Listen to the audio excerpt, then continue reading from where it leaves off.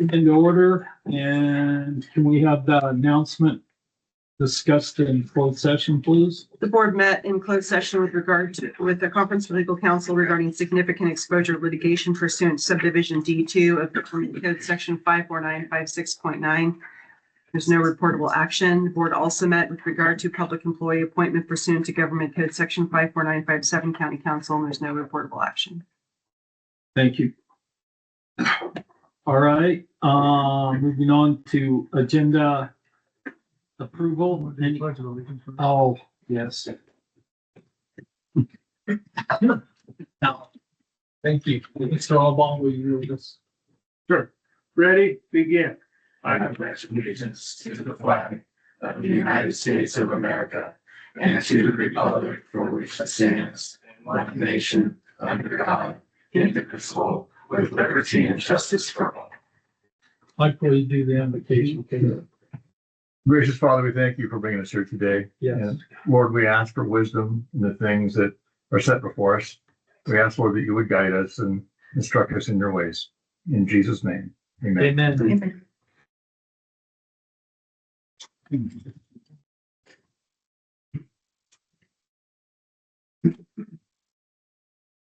Okay, move to number 2, agenda approval. Any additions or deletions? I'm going to accept the agenda as presented.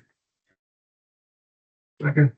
Okay, motion made by Supervisor Bridges, second by Supervisor Alba. Is there anybody from the public that want to discuss? Okay, seeing none, bring it back up here for a vote. All those in favor? Opposed? Motion passes. Okay. Is there, there's some public,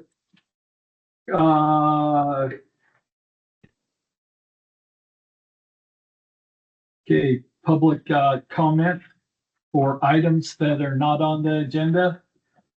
And the first one is Sarah Howell. Morning, Board of Supervisors, Chairman. My name's Sarah Howell, Assistant County Clerk Recorder. And I'm just coming to give an update on where we stand with the election. As of 10/20, which was yesterday, that's E- 14 days, and the close of registration. We have 15,265 registered voters in Lassen County. And thus far, up until yesterday at 5 o'clock, we have 3,222 ballots that have been returned to us, which is about 21%. So not bad so far. We still have a few more weeks to go. We're going to start processing and running our ballots at the E-10 day mark, which is now that we've processed signatures and checked them all in, we're going to start actually opening envelopes and start running them through the machines, which we won't pull any results off until 8 p.m. on election night. And then we are getting ready to do our poll training, and we're going to be setting up the polls for election day. And then we just want to let people know and remind you guys that even though the official close of registration has happened, you can still register. It's just considered conditional voter registration at that point. And those ballots, once you have come in, registered as a conditional voter, you vote conditionally. Those ballots are processed after the close of election day to make sure that you don't vote anywhere at the polls or you haven't voted provisional somewhere else. So, and then just to reiterates, if any of you guys talk to any constituents or the public asks you, we ask that you guys, if they have questions regarding the election or the functions of our office and our processes on things that we do, we ask that you please refer them to us. We are always open and willing to have these conversations with folks, no matter the question. Okay, so we just want to put that out there. There's a lot of people trying to answer questions on our behalf based on what they've seen on the news or things like that. And there's a certain way that you need to answer those questions. There's, everything that we do follows the election code, and there's a reasoning behind what we do, even down to the holes in the ballots. I don't know, or in the envelopes. I don't know if you guys have had any questions or seen that on the news or anything like that. It's strictly just for auditing purposes to make sure that when we're separating envelopes, that we don't leave one inside the envelope. Make sure that it's processed. But you can't see any of the bubbles. You can't see how people vote. You can't see any of those things. So just if people ask, you can put those things out there, but we just ask that you refer it to us. We've had some events over the last week that kind of we're an eye opener as to if people post things on Facebook, being public servants and all of that, we have to come back and do damage control for a lot of things because those people didn't bother to do their homework in front of the event or the questioning that took place and stuff. And so we would have had a different response from what was posted to the public. And so we're just asking that you guys just advocate for us and, say, hey, contact the clerk's office. This is their expertise. So we would appreciate that. And then other business, starting January 21st of 2026, the clerk of the board's office, we are no longer going to be distributing paper board packets to everyone. Okay, so I know everyone has been issued Surface Pros. We already create an electronic agenda. We already do this. So we are not going to be dispersing that. It's kind of a drain on people's staff time, services, the paper that we are producing. There's just no need any longer. And with changes and adjustments, we're moving faster all the time. It's easier to make updates to those postings, to the agenda, to those things. So we're asking you guys as board members to please, as of January 1st, I'm giving you a little time to adjust to that. We're going to go into using your guys's electronic books. So I just wanted to put that out there, give you guys a heads up. Okay. If you guys have any questions or you're having a hard time using it, I've spoken to IT. They are more than willing to go through any process to help you guys out or come and talk to us. We can show you how to use things as well. So, and that's it. You guys have a good day. Yes. I've got a question for you. Okay. I'm already getting all my stuff digitally anyway, so I'm an advocate for that. Okay. But what I'm kind of curious about is why are you from as a member of the staff telling us what we're going to do versus us saying, well, we can decide on whether we want to get it on paper or digital? Because we have the requirement that we have to produce this packet, this information to you guys. There is no requirement on how we have to do it. We've done it as a courtesy in the past. We didn't have the electronic versions years ago when all this was happening, but we do have it now. We have the technology, we have all of that. Our process is going to say, we're going to not produce these paper packets anymore. If you guys would like to print them yourself, you are more than welcome to, but as our office, our procedures, our standards, we are not going to be producing those things any longer. We still have to do one for the public, and Madam Clerk will always have her official copy, hard copy. And also her boss is an elected official. So The elected can determine how they perform the functions in it. There's a bottom line. yeah. Thank you. Questions? Hey, Thank you. guys have a good day. Thanks. Sir.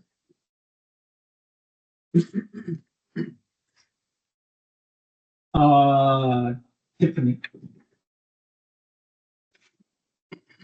Thank you, Chairman. Thank you, Board. I'm here today to present, so 2 years ago, actually, I think it was 2 years ago to the day, I came to you asking for an extension to our 5150 law. If you recall, the state had changed the law unexpectedly. They just said, oh, here's the new form, here's the new way how the things are going to be. We had asked the board to put a delay on it, to ask for a 2-year extension because we had no way to implement the law itself. And so if you look at the 5150 form, if you look on page 2, I actually highlighted in yellow the new changes that will occur. So historically, we've always just placed people for 3 different reasons.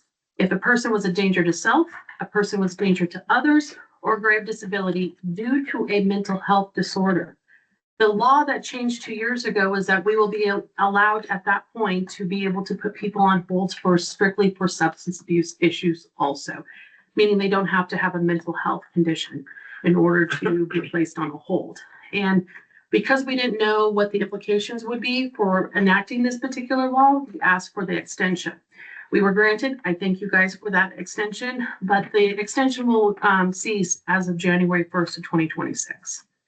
So as of January 1st of 2026, we will be required to use the new 5150 form and be implementing the law itself.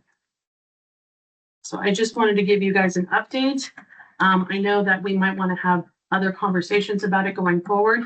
I did reach out to Banner Lassen. I talked to their CEO, and I also talked to the jail. I talked to John McGarva, and I also talked to the police department about this.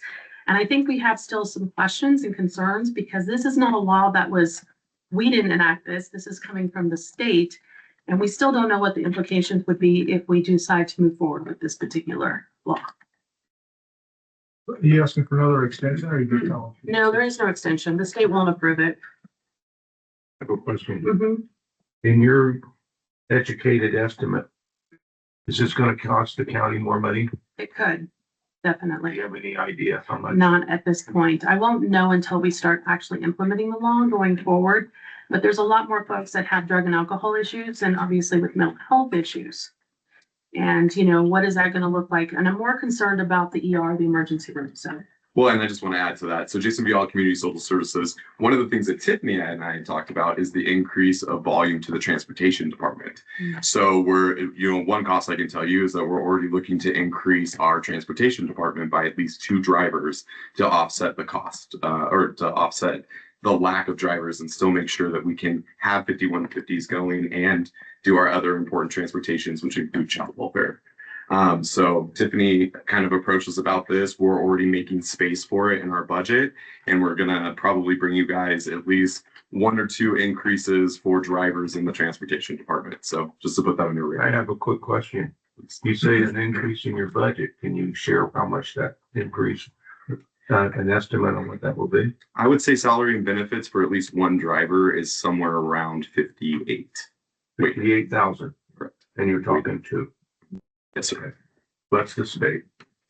and I just want to share with everybody too, is that when they put this law together, I think there was this expectation that the state was going to get like more facilities, more access to psychiatric hospitals.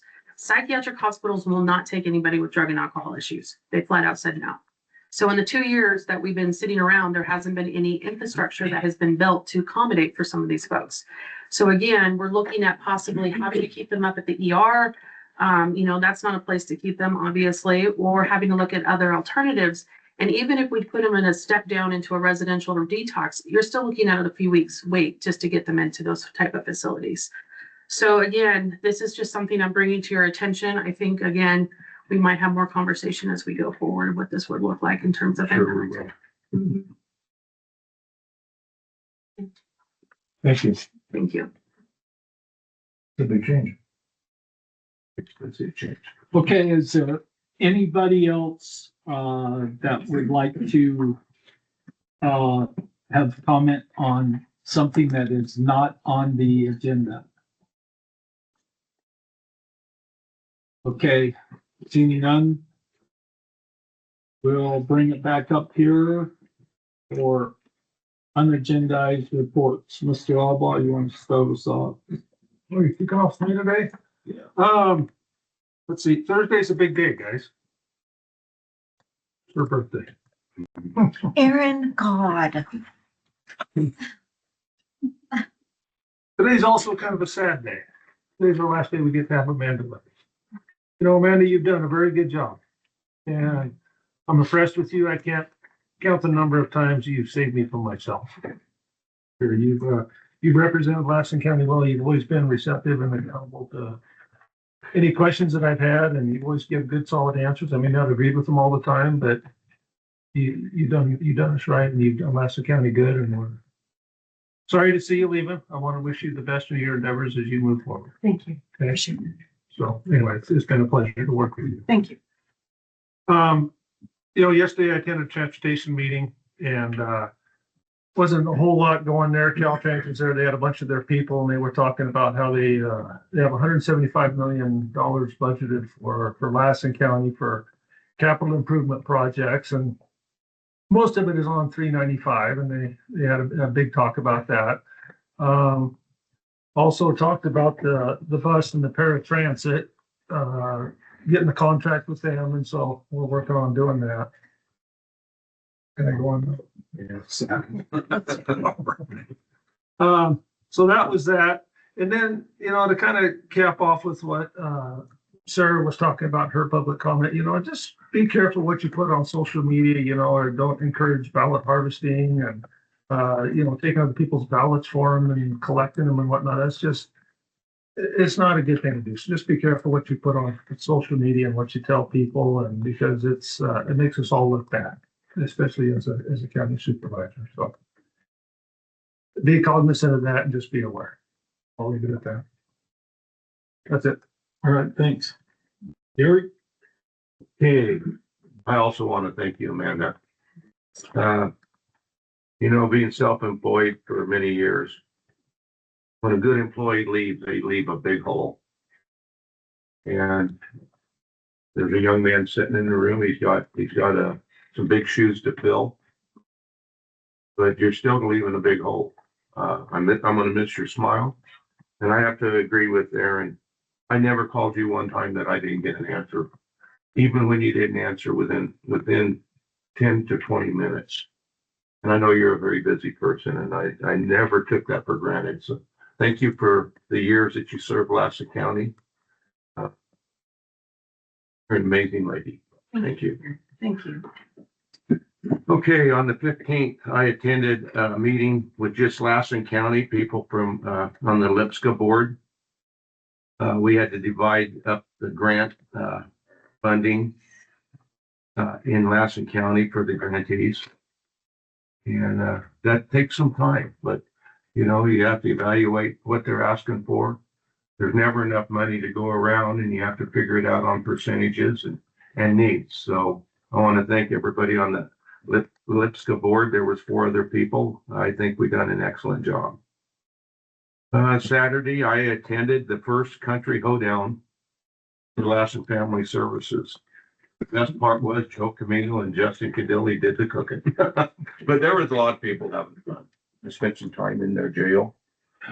You could be arrested if you give them $20 and named a name. They had to go to jail for 20 minutes. If they bailed themselves out, it was twice the amount. So I know jail made some money. I can tell you that. Plus, I threw a few in the Hooskow myself. Let's see. On the 20th, I go down to Chico for a yesterday I was on Zoom for a PSA 2 executive board meeting. On the 22nd, there's a wreath laying ceremony for the fallen officers in Lassen and Plymouth County. If you've never been, it's a very emotional celebration and memorial. I recommend everybody go. I have a cultural competency Zoom meeting the same day, and that evening I leave for Chico for Nortec board of directors. That's it. Thanks. Mike? Sure. On the 14th, I attended a joint fair board meeting along with the rest of the boards. And out of that meeting, a couple of things came up. One of them was a comment by one of the fair board members about quote unquote taking care of the fair board members. And I think an allusion to the perks or the compensation, I'm not sure how to put it, that they formally received as fair board members. And based on that, I submitted a agenda request form to have a discussion about that at the next board meeting.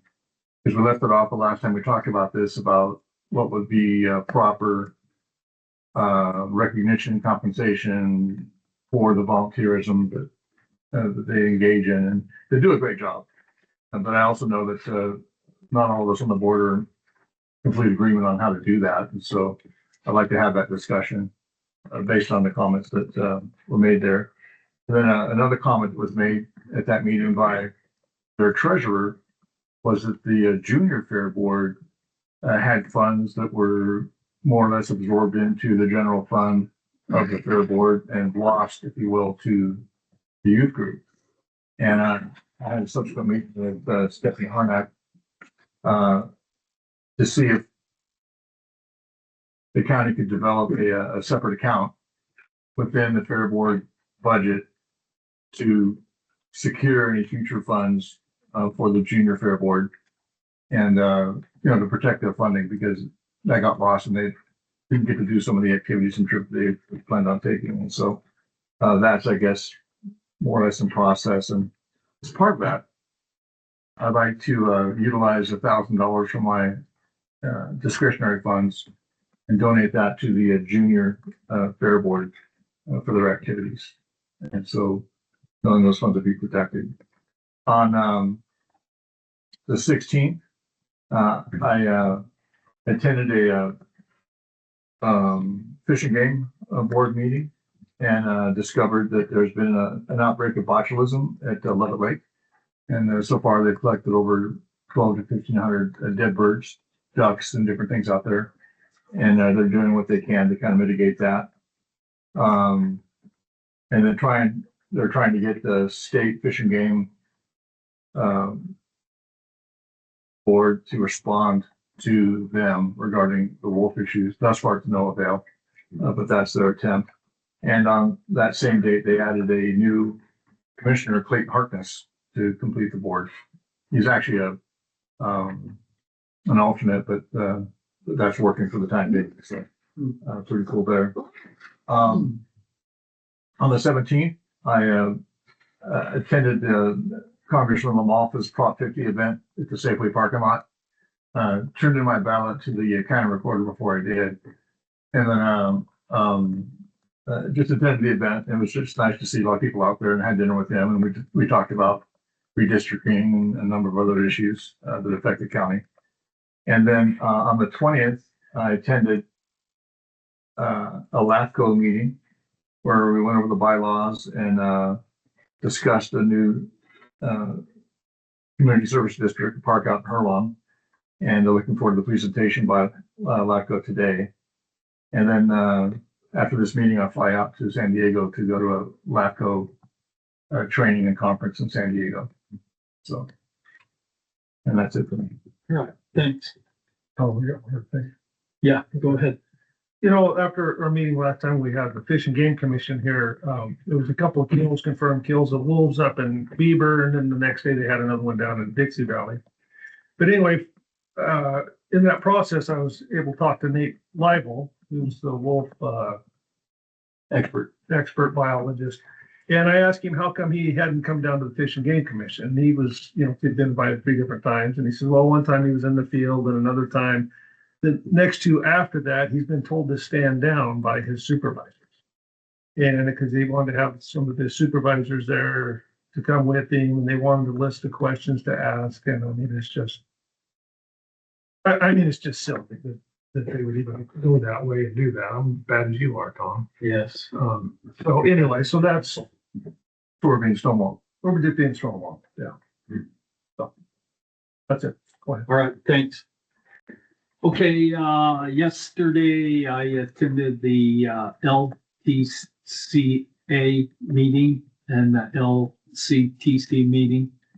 And in that with Caltrans, they are working on Highway 36 on Fredonia, and they have a temporary bypass that's up there, a two-lane part of the highway. The speed zone in there, you're going to go from 55 miles an hour to 25. They're supposed to provide signage and everything, but I just think they're going to have a big mess up there when it snows. We already have big rigs that don't chain up and block 4 lanes up there. So hopefully they get that. And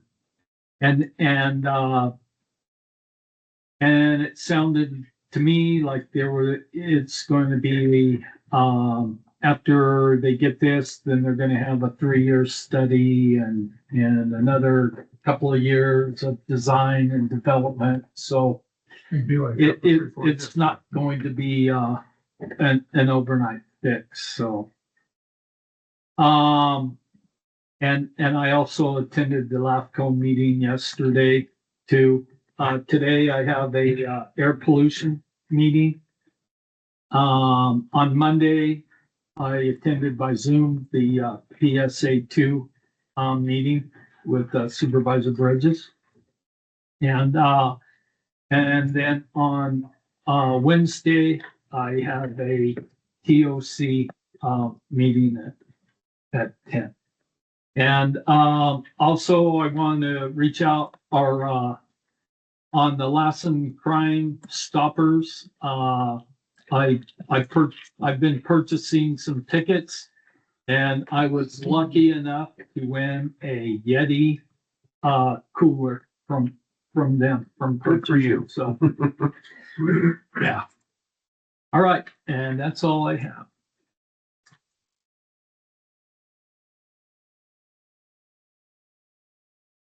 You were gonna say you won the pistol. I have a thanks, but Very good.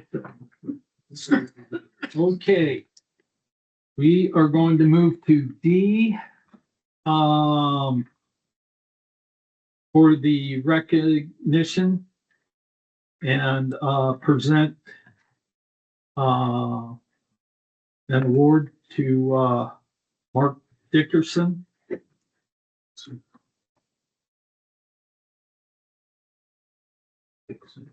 It's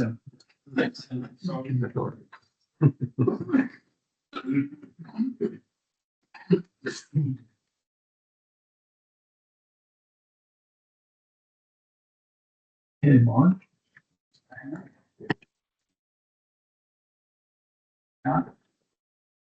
Okay, this recognition certificate in appreciation for 10 years of employment with the County of Lassen. We, the Board of Supervisors, would like to take this opportunity to present you with this certificate of recognition and thank you for your time, effort, and all your hard work. Thank you.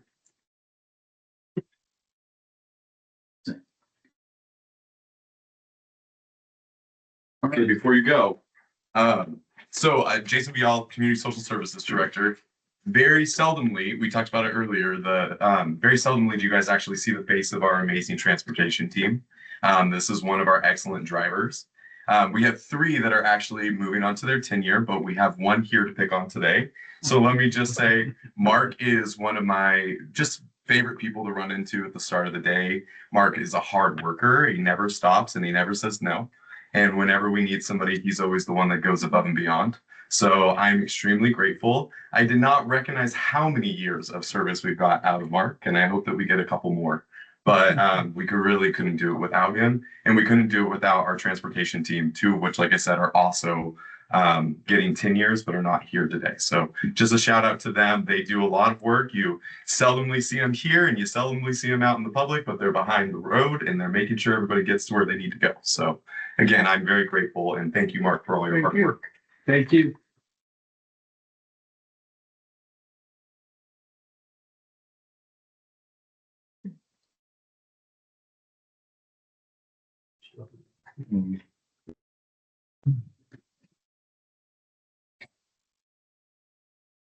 Okay, we're going to move on to D2, the Alliance for Workforce Development. Is there anybody here for that? It's not. Okay, We don't get our update then, huh? we'll move Can we on. reschedule that? I'm on that board if you want me to say a couple of words for Alliance Workforce Development. They're a subsidiary. I'd like him to come Okay, before the board. that's fine. I have a few questions for him. Okay. Were they planning on coming, Gary, as far as you know? I don't. They scheduled this with me, Oh, okay. so I don't know why they're not here. Did not, as far as I had been I know they're short. conversation, they were scheduled for today and they are. But maybe you can reach out to him. I will. I'll go down there today. Okay, we're going to move on to number 3, the PG&E. There, good morning. My name is Brenda Narayan. I'm PG&E's Government Affairs Representative. I wanted to share again that I cover Lassen County Plumas and Butte, and I really look forward to the partnership with you. One of the highlights of my time with PG&E was actually meeting with Supervisor Alba in Beaver, and it really gave me insight into some of the issues here in Lassen County in the rural area. And I look forward to doing the same with you in your district. So we prepared, and I want to talk about paper. Supervisor Alba, I left a packet for you, and it's, yeah. That's cool. Thank you. And then we also prepared updates for you. We put together an 18, not 18 page, but 18 slides. Maurice has them that you can. Only passing. That would be great. Yes, thank you very much. For the board. Yeah, I apologize. Maurice, I didn't mention that they were for the board. So as we go along through our update, we'll reference the slide numbers, but what we're going to cover is wildfire risk, PG&E's True North strategy, which covers EV and solar, and then customer resources. And so before my partner David Fox introduces himself, I want to just give you a little bit of background to assure you of our commitment to a reliable and safe system here in Lassen County.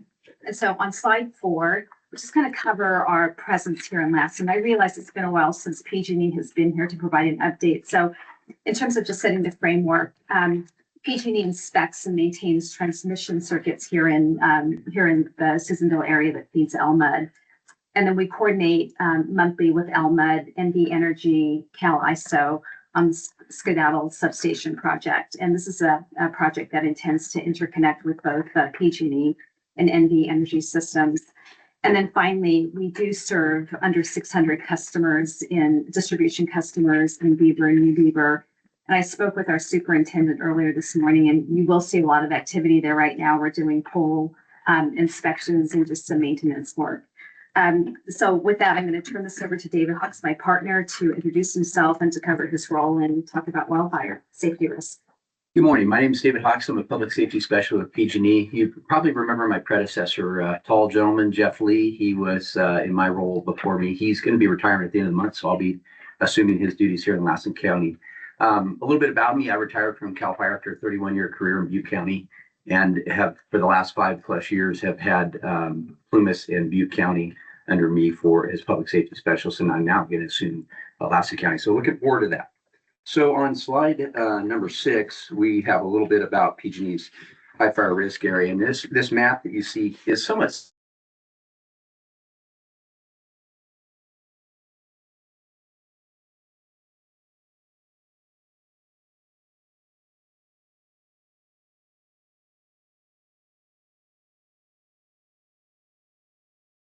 some exceptions as high fire risk area. And of course, the Beaver area and some down in Newark, Clear Creek is identified between service territory. So on slide 7, talk a little bit about our layers of protection. So in PG, number of layers of protection that help us monitor and maintain our system for protection of wildfire. First is situational awareness tools. So there's over 2,000 weather stations that PG&E has throughout its service territory that allows us to do some real-time monitoring of the weather conditions, as well as PG&E's contribution to the Alert California fire camera detection system that allows fires to be picked up and monitored by the agencies and then quickly dispatched. So there's over 600 of those, of which 7 cameras are in Lassen County. Other operational mitigations are our safety infrastructure protection teams. Those are basically small fire engines, what's known as Type 6 fire engines, staffed by retired firefighters that help PG&E get in ahead of an emergency, like the park fire last year, where I was working with the incident command. We got in some of those communities like Cohasset and Richardson Springs, did some pre-treatment of poles to help them from coming down. Enhanced power line safety settings, that's a program that's been in effect since 2021. And that covers 44,000 line miles throughout our service territory. And that basically relies on a recloser to monitor the system for faults. And when that recloser senses a fault in the system, whatever that may be, it may be an animal, it may be a vegetation contact, it could be a third-party contact on a pole. That recloser opens up within 1/10 of a second with the goal of preventing ignition. And it's been pretty successful, not 100%, but it's been very successful in stopping fires. I think the It's 68% right now. And then finally, public safety power shutoff. Public safety power shutoff is the last and final thing that, you know, PG&E may implement, and that would be on our distribution system only. So it might affect you, Supervisor Albar, your area. If typically it's late in the summer and the fall period when conditions are absolutely at their driest, fuel conditions and weather conditions are peaking, predominantly driven by winds, PG&E may proactively de-energize power. Now, we haven't done that in several years in Lassen County. In fact, that system, our ability to monitor the weather and do a number of things, sectionalizing devices have allowed us to really reduce the footprint that we've impacted on public safety power shutoffs. And in fact, most recently, they've really been limited to the west side and the Cascades, the Sacramento Valley along the foothills and Cascades and coastal range. And then finally, resiliency work, strengthening equipment. So that includes strengthening overhead power lines, covered power lines, and then undergrounding power lines is another option, of course. And then finally, vegetation management. So I'm going to kind of bounce to slide number 9. A little bit of between the enhanced power line safety settings and public safety power shutoffs. Those two programs, the enhanced power line safety settings is a program that we implement when fuels start to dry out in the spring typically, and that stays in effect all the way through the summer months and into the fall once we've received some ample rainfall like this year. And then we slowly progress out of that. We set those reclosers back into their normal settings. But again, the job of that recloser suddenly and open up. And that with the goal of preventing ignitions. And so therefore, no advance notice can be made to customers. May occur because we don't, where as opposed to public safety power shutoffs, that's something that we forecast. It's a weather forecasting event. We know fuel conditions. We look at the forecast weather and we look at what geographical areas may be impacted, and we would proactively de-energize lines as necessary in some areas. Like I said, that footprint's dramatically been reduced since 2019's. When PG&E initially implemented that program in 2019. So, and therefore we are able to make advance notice to area citizens because we kind of know that forecast is coming in. And then the last slide I'll touch on before I turn it back over to Brenda is our vegetation management. That's slide number 10 in your packet there. And in 2024, we completed about 170 line miles of veg management. This year, we've completed about 60, and that's up till about midsummer. So that number is up, but haven't been reported. So we're on our way to completing a total of 170 again this year. And that's distribution line miles. Do you guys do Yes, that work yourself, or do you guys contract out with like an RCD? A lot of that's contracted. Yeah, a lot of that. The tree trimming, most all of that's contracted work. And so we've trimmed and or removed last year almost 1,500 trees, and this year about 670. And again, that's up until around the middle of summer. So, and now I'll turn back over to Brenda unless you have any questions. I have a quick Yes, question. yes, sir. When I was still a timber falling contractor, I walked with PG&E, then roll over the hill to that little community. And there was a lot of hazard trees. This has been 20 some years ago. They wanted to remove them and the Forest Service wouldn't mark them. Has that changed? I don't know the specifics. I mean, from that's not specifically under my purview, so I don't know that relationship. I was just curious I think because it needed to. Yeah, I think we've had better luck, but we can dig into that and find out and get back to you, Supervisor. Yeah, because one hand kept the other hand from doing their job. Yes. And it created some very serious problems. Yeah. So. Well, and as you're probably well aware, state law requires the utility to remove any hazard tree that may threaten the lines. So we're kind of in a bind on that. But yes, I don't know the specific answer, but we'll look into it. And Okay, report back to you. Yeah. Any other questions? Yeah, thank you.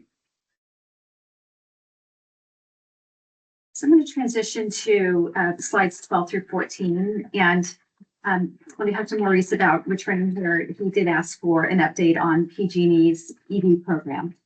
So I just want to stress that the solar program and the electric vehicle program is driven by state policy.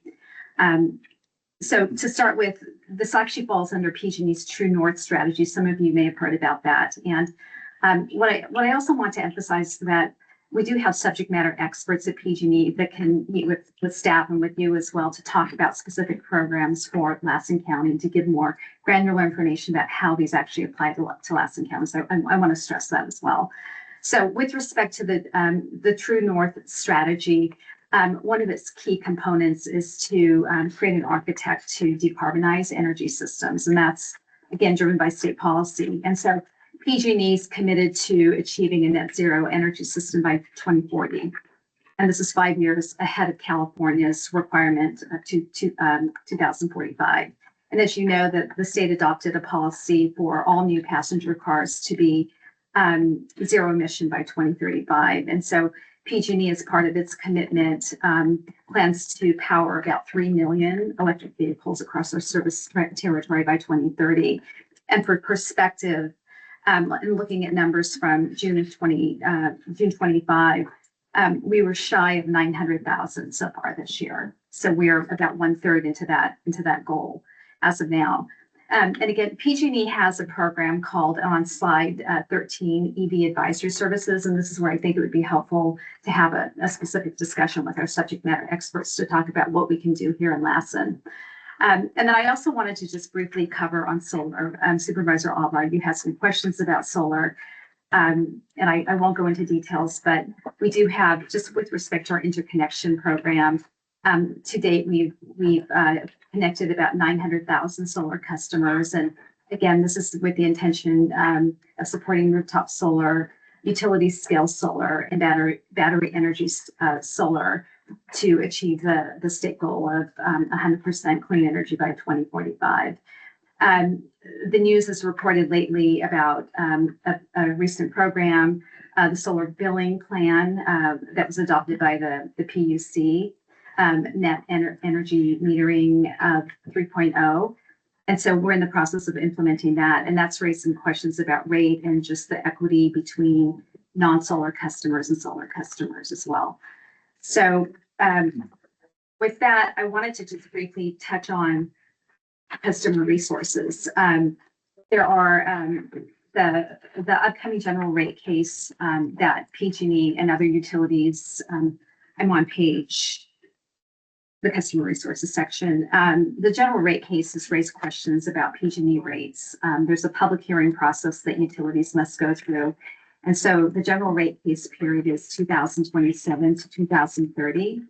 And so it's raising a lot of questions about rates, but I do want to specify that in 2026, 2 of the requirements that were placed into the last general rate case will come off bills in 2027.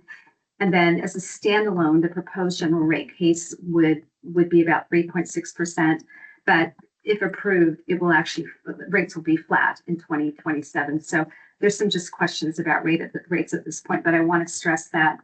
But I do want to focus a little bit on customer resources, public purpose programs. We have CARE and FARA.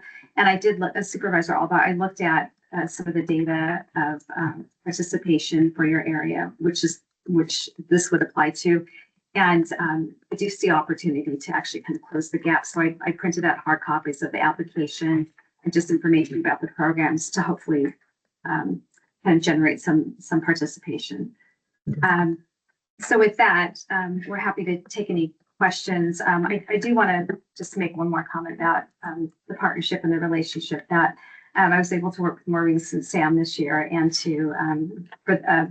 and talked about a grant. And I was just pleased that Sam went through the process of applying for grants, and we actually are going to be able to help support some of the programs here in the area over the Christmas holidays, and really look forward to just continuing to build this partnership. Yes. Brenda, I want to say thank you for coming back up and following up. I do sincerely appreciate it. I did have a great trip with you, and thank you for coming up and wanting to see some of your territory up here in the north part of the state, because it hasn't happened. I've been here 13 years, and you're the first person that's ever come to me. Thank you. So kudos to you and to Jim for getting you up here, you making that effort, and thank you as well. We do appreciate it. I did, we talked about the new light out there at Community Hall, and you already got one there. I mean, you're on top of it. Kudos to you. The one thing that kind of bothers me a little bit is your guys' willingness to get on this EV bandwagon. So my question for you is, how are your service trucks going to get around and be able to work all day with an EV utility truck? I don't see it happening. Do you? I don't have specifics around that, but I was, when I met with the superintendent that serves this area in Reading, there is work going in place to install battery chargers, and I believe will support the vehicles. David, do you have more details? I do know that, the company is moving away from all gas vehicles. We have some hybrid vehicles coming into my parks, and my partners are receiving hybrid vehicles. I do know that in some cases there are exclusions or exemptions, if you will, for that type of a vehicle that's going to be in a remote area where that service isn't available. So beyond that, I don't know any details, but I do know that there are some exemptions for potentially vehicles operating in a rural area where they would not be that service to charge as a. So you guys are a big company. Mhm. You guys have legitimate reasons. Where's my reason? I have to have an electric pickup, but hell, I can't haul a load of cows from my house to Ravendale and then get back on an electric vehicle. I can't do that. So where's going to be my exemption for my pickup? I mean, because the state is forcing all this down on us. Yeah. And I mean, you guys can probably get away with it because you're a public safety outfit, because you got to supply power for medical needs and whatnot. So you guys can get away with it, but for the common man, we're being forced into this. It's being crammed down our throat. Is the county, I mean, how are we going to plow snow with an electric vehicle? I mean, it's not going to work. You guys can't go out in the woods and replace a pole. Yeah. With utility trucks with electric. I mean, it's not going to happen. And it's been very discouraging to me to see your guys' boss, be on this electric vehicle mandated bandwagon and pushing it down our throat. I mean, I find it to be very discouraging. I know I talked to you about that, Brandon. It's anyway. And I heard you, and I've taken your feedback back to our leadership as well, and we'll continue to share these. So much of it is driven by state policy. And the other thing of it is personally, I'm not surprised about the electric, and up the north end of the valley, the south end of the valley is bigger. They're PG&E. We have power way more often than PG&E does because of your power safety shut off and whatever. I mean, it's just so the people on PG&E, they're very envious of the people on Surprise Valley Electric on the REA. And I think that's another one of the problems that you guys suffer. I don't know how you overcome that. You guys have been slapped pretty hard for the Forest Service not allowing you to take down a dead tree and creating a big fire, and everybody wants to pound the flesh out of you, and then they wonder why their rates go through the roof because we got to pay for it. They think they're getting money, but you got to pay for it. So anyway, that's that. The other question I have is, and we talked about it, I don't know if you had a chance to talk to Doug or not, but Mount Lassen Power out there, they've been up and ready to go for 9 months. They've been paying interconnection fee for how many years, and they still haven't got it. Where are we at on that? Sure. I spoke to Doug yesterday, and I did ask for background on the issue and background with respect to the ask of PG&E, and just out of respect for Doug being a customer, I just going to be mindful of what I say, but that's where we left it. Okay, because I was at a meeting and Patty, or is that her name, Patty Poppy? Yes. Anyway, she was saying about how they're part of the solution, and I agreed with her. Part of the solution is to get all this stuff out of the forest. And Mount Lassen Power is going to be one of those people that can do that, getting rid of the residuals, being vertically integrated, and getting rid of the slabs, the dead trees, unmarchable timber. That's what all these timber sales are going to now, because there's so much non-valuable stuff out there that they've got to get out that they have no use for. Mount Lassen Power has that ability to be one of those resources, and they've been up and ready, but they haven't been able to get that. So Doug needs help to get that done. We need help as citizens to save our forests, to see that stuff out there with the market. And it's up and ready, but it still hasn't got there. When's he going to get that? I don't have an answer for you, but like I said, I raised it. I talked to Doug yesterday. I did ask for some additional feedback, and I did raise it with my director as well this morning. So soon?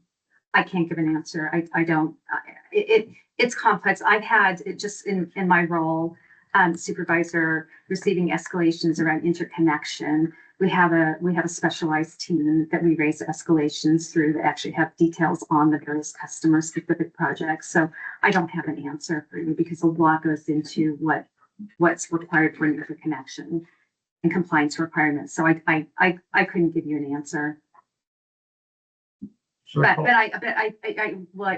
I'll assure you that like the other issues that we talked about, I'm working it through our internal process to get answers. Okay. Yeah. Because I know Doug would certainly appreciate that, and our community would certainly appreciate that. You need it. Where are we at with the Caribou line and all this other stuff that comes through for Elmwood? Are we having a much better discussion on the planned power outages so that the people here in Susanville aren't going to be without power, and Elmwood and Honey Lake Power? There's got to be better communication. Is that going to happen? Well, I feel like we do have communication with Elmwood that's favorable. And you know, David, you want to maybe touch on that as well? But we definitely have open communication and a partnership. Well, I mean, we are meeting, right? Yeah. And we're talking regularly, and I think we have been. I think that there was, and I'm not, this is prior to my time, so I would draw on Elmwood, but they might have some more experience with that. But I know there was I'll call it a stumble along the way back in the late winter or spring with that project that we were dealing with. It had nothing to do with PG&E. Okay. Honestly. Fair enough then. Much happy to speak to that, Supervisor Alba. Nick Dominguez, our general manager, is here, and we're here in support. I'm Teresa Phillips, public relations manager, and supporting PG&E in their efforts to reach out to the community. But I know that Nick can speak to operationally how we partner with PG&E, and in particular, what Dave was talking about, that event that happened in April. I'll let somebody else ask questions. All right. I just have a quick comment, something I was happy to see, is that you're you're working on putting that Caribou line underground. Is that the complete line or just a section of it or what? No, I'm sorry, we're probably talking different things. Oh. None of the transmission is going underground. Oh, okay. There's some I just read distribution. that. There is some distribution going underground in the Caribou drainage down in Caribou on the Bucks Creek 1102 circuit, which is a distribution circuit that serves up in the canyon.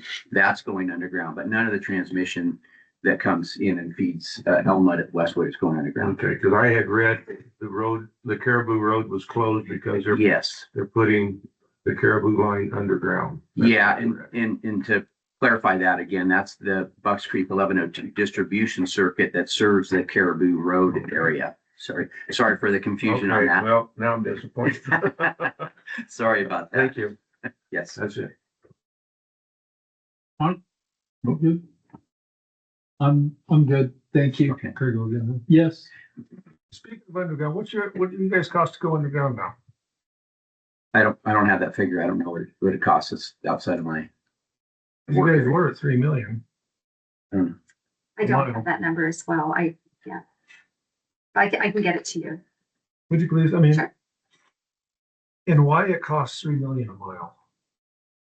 I think that's what Patty was talking about here a couple of years ago, that you were at 3 million a mile and you hope to get it down to like 2.8 or something million a mile. I mean, that's insane. I don't want to speak to the amount, but I understand that equipment processes have changed to reduce miles, or reduce the cost, but I will get that to you. I mean, I'll go dig the thing by hand if you're gonna pay me that much. I mean, that's crazy. Yeah. 2 million a mile. So as you guys do go underground, are you coordinating with other entities like High Fiber to make it a multi-purpose and help share the cost? Yes, we do. We do. I'm not intimate with the process, but I do know that our team actually communicates with the various utilities about the opportunity to match. To co-locate with them. Yes. Okay. Awesome. Council Lawyer. Might be speaking from the public. That's it. What? Might be speaking from the public there, question. Is there anybody from the public that would have questions? Yes, sir. Yeah. Come on up. come on up to the podium, Can I? state your name, and then speak to us, and PG will hear your question. Good morning. Doug Lindgren, representing Mount Lassen Power and owner of it and since 2021. But yeah, I'm here today to just try to explain again to you so you guys know both sides of where it's been going. You've made pass by it or hear, different rumors of where we're at on that. But since 21, we've been working diligently to refurbish the plant. The steps that were told to me from a consultant was air permit, PPA, worry about your interconnection last. It's the easiest. You've already paid for it. It's in place. It's as is. So went through those steps, got air permit through our local AQMD, which was not a problem, and had been negotiating and have a PPA in hand. It's just been interconnection. And we went through different processes and through that in 2023. And then those things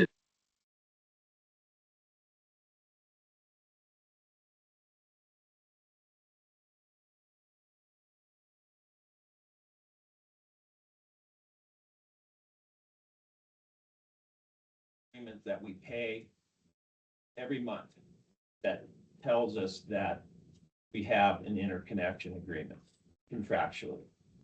In just trying to get a handle on what and get over that and expedite it. It's one of the best facilities or solutions for this high hazard forest fuels that we have the problems of, and just trying to get back where we were and to get ahead to prevent. And so that's with having that infrastructure, but that is our biggest hang up. And I'm just here to try to move it forward and get you folks aware of where we're at there. What's that fee you have to pay every month? It's a fee of like $1,100 something, but it's been going on since it was an established contract the start of the plant. And so it's been going on, and it breaks it down. I have what right here, pay it every month. This one will be paid here and then, the end of the week for the month of October. And it describes fee for distribution and transmission. And that was all that's the agreement. And through the whole process to, following up on payments and invoices, their PG&E is through their non-energy collection group, they're very, they communicate. There's no, they don't say anything different that there's anything wrong. So that's what we just need to move that forward. That's what we're looking for. And just trying to get that out, just because that's what we feel contractually is our hurdle to get over. It's been studied. Everything's been studied on it. There's the capacity. It would make the grid more resilient. And on top of that, we just really need another facility to handle that high hazard forest fuels. Projects are just backing up. My yard is full of what we can take without the plant running. So just looking for help in every direction I can to try to get get that word out and get it more informed. I have a question. Maury, is there any way the county could write a letter? We're concerned about that fire fuel everywhere, and we have an answer and it's not being utilized. Is there any way we can do that? Pleasure is board. I would like us to see that happen. Would it be helpful, Brenda? It'd be helpful. So my question to you, Doug, so if you got the okay from PG&E, you would put fire to the furnace and start producing electricity tomorrow? Start commissioning. So there's a process of testing. And so we need that high voltage to be able to test this equipment. Contractors ready. to start commissioning, has been. So And yes, you could do it tomorrow if PG&E gave you the green light. we'll start the process, you bet. For I sure. think we need to write a letter. So what are you asking the board to do? Be in favor and to just, what I'm looking for is that that Mount Lassen Power's interconnection gets reinstated as it once was.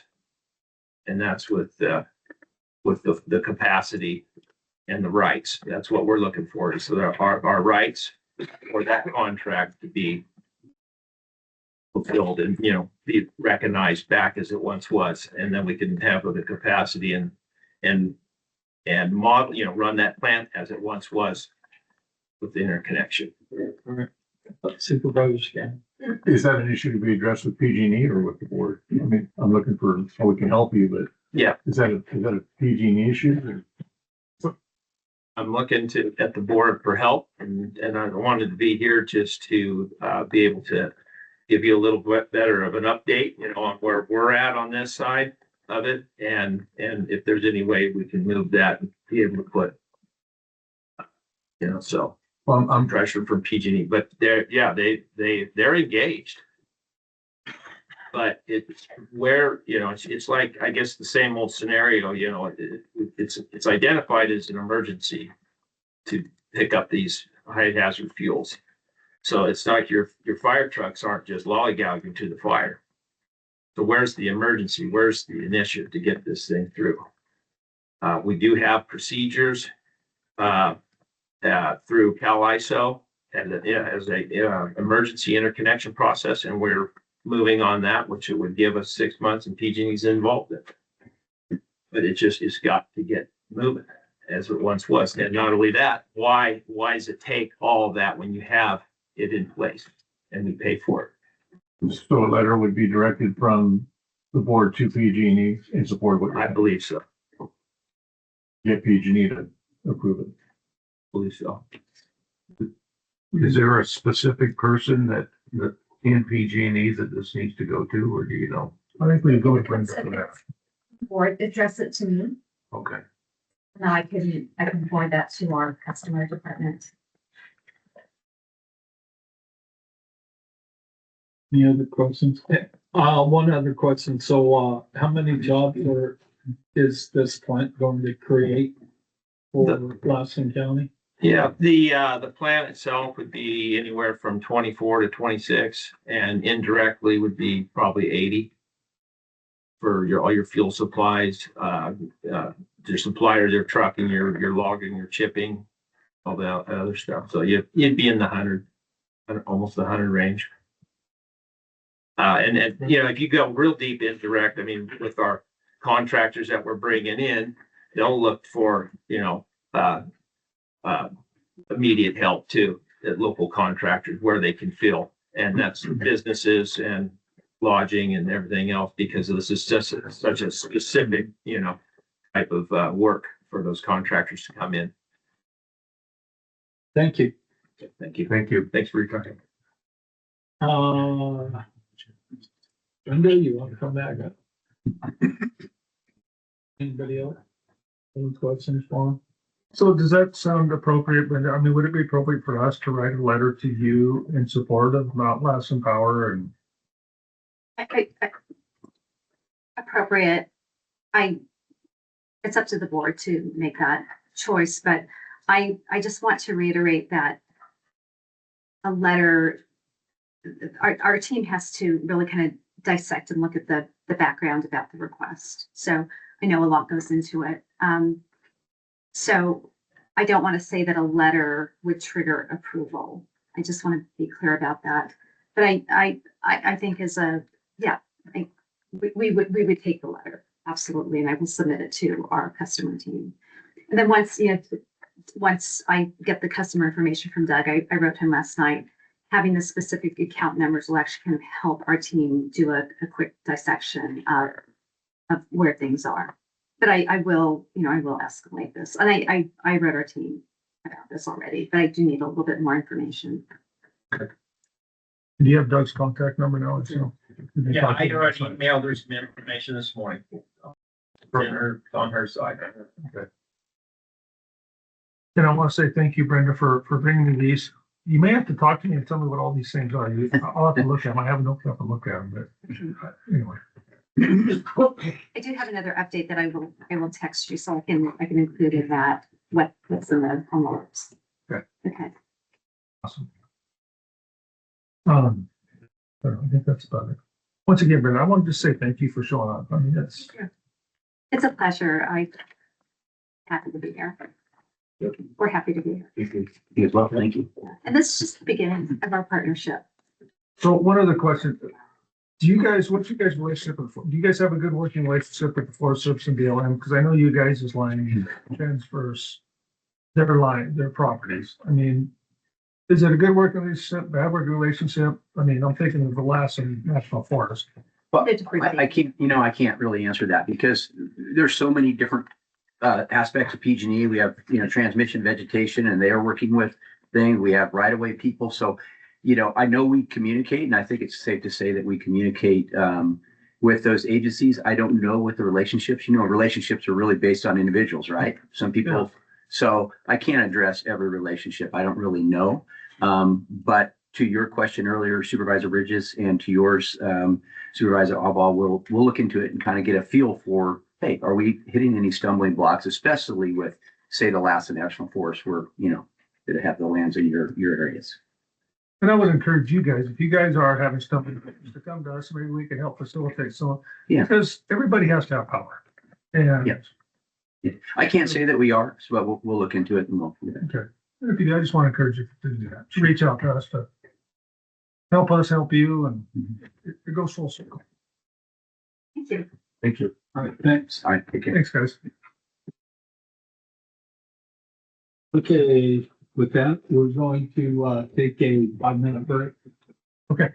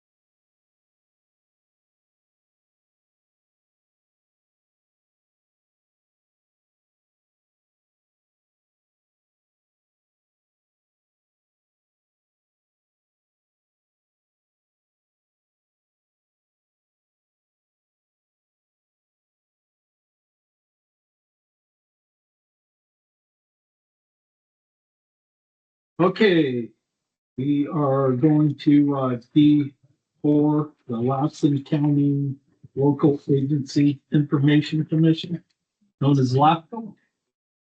Jennifer, how are you? Good, thank you. I'm just here for a quick presentation, and a small ask. So, Jennifer, can you state your name for the record? oh, Jennifer Stevenson, Local Agency Formation Commission for LAFCO. And here to present on, I want to provide just a quick summary on what LAFCO is, but then the intent of being here is to talk about special districts joining LAFCO in Lassen County. So, as 3 of the 4 of you sit on LAFCO, I'm sure you're well aware of some of this information, but every county has a local agency formation commission. It's an independent regulatory authority of the state of California. It was created in 1963 to be basically the legislature's watchdog to manage the orderly growth and development of cities and special districts in each county. It's also known as the state steward of good government. LAFCO's statutory mission is to encourage orderly boundaries, discourage urban sprawl, preserve agriculture and open space, and promote efficient and sustainable public services. So LAFCO can conduct incorporations, district formations, dissolutions, disincorporations, annexations, detachments, outside user agreements. Spheres of influence and municipal service reviews, those are reports that are required typically every 5 years on every city and special district in a county. It can activate latent powers. So let's say you have a public utility district that isn't providing a service, but it is allowed to under its enabling act. It has to come to LAFCO to begin providing a new power. Divestiture of powers. So if they decide they're no longer going to provide a service, they have to come to LAFCO for approval, consolidations, and mergers. So it's a pretty powerful little commission. The composition right now, 3 board of supervisors, 1 being an alternate, 3 city members, also 1 an alternate, and then 2 public members with 1 alternate. So that is the basic composition of any LAFCO. They will have to have that composition, although more than half of the LAFCOs across the state also include special districts. So it's similar addition of 2 regular special district members and then an alternate seat. So it'd be 3 additional commissioners on LAFCO if special districts take part. Simple map to show what counties include special districts. There are a few in addition to when this map was created that have been added. For example, I believe Lake County recently added. I know Santa Clara County has always had them on there. It's not shown here, but to give you an idea, it's definitely a majority of LAFCOs do include special districts. Why should they be on LAFCO? It's to gain a seat at the table. Special districts would have 2 votes on deliberations that greatly affect them. As I mentioned, all of those changes of organizations, annexations, detachments, those can all occur for special districts. So you have a commission that's making decisions about special districts that doesn't have a special district voice right now. For example, we have a CSD that's going through some challenges and issues, and there is the potential that any district could be dissolved by LAFCO through LAFCO initiation, but they wouldn't have a voice or vote in that process because they don't have representation right now. It also creates a better working relationship with the cities and counties. Benefits to LAFCO are that districts bring a perspective to LAFCO that is distinct from general government entities. Districts are focused on providing services. and they have a good knowledge of infrastructure, which is necessary, particularly in those municipal service reviews that I talked about. Districts on LAFCO often is more in tune with the spirit and intent of the LAFCO law. It also alters the dynamics between the county and city and LAFCO deliberations. So at present, the city and county share the LAFCO costs 50-50. Per the code, if special districts are added, then the budget would be shared 1/3, 1/3, 1/3. 1/3 to the city, 1/3 to the county, and then 1/3 to all special districts. And the cost of the district apportionment is based on the ratio of the district's total revenues to the combined revenues of all districts across the county. So if a particular district has a higher total revenues for the year, they'll obviously be paying a higher amount towards the LAFCO budget. LAFCO funding formulas, local funding formulas are allowed, but must be approved by the member agencies. That would be the city and county in this case. So LAFCO has proposed that the special district apportionment be reduced to 16% as opposed to 1/3, with the other two agencies sharing equally in the remaining 84%. So a resolution has been approved by the city approving this special funding formula. So I am asking the Board of Supervisors to consider a similar resolution so that LAFCO can move forward with trying to invite special districts to join. This is what it means. We used fiscal year 22-23 because we have information from the state controller's office for all special districts for that particular fiscal year. What you have to know about the LAFCO budget is that it has remained relatively unchanged over at least the last 10 years. It's been almost constant in the amount. So I don't anticipate that it would be a significant change from one year to the next. So in fiscal year 22-23, the county and city each shared and paid $29,767. If special districts were part of LAFCO at that time and it was split 1/3, it would have been reduced to $19,845 for the year. The proposed formula of 16% to the special districts would be $9,525 to the districts, and then $25,000 roughly to the city and county. So there's still a savings, just not as significant as it would be if it were still 1/3. You can see for each of the districts how much they would be paying. As you can tell, a majority of the fee would be nominal to go towards the LAFCO budget, with some as small as less than $10. The primary contributor would be Lassen Municipal Utility District. One more slide with it. Another larger one is at RCD. Of course, given that they rely on grant funds, their total revenues may change from year to year, so that might adjust. And that is it. So I'm asking at a future meeting if you will consider the resolution to approve 16% funding allocation to the special districts should they join LAFCO, so that LAFCO can move forward with inviting districts to join. Questions? Yes. How would you pick your special districts? Which one would sit as the voting members? Which one would be the alternates? How would you make that determination? The special districts choose. They would each have representatives. There would be a special district meeting at which they would vote for their representatives.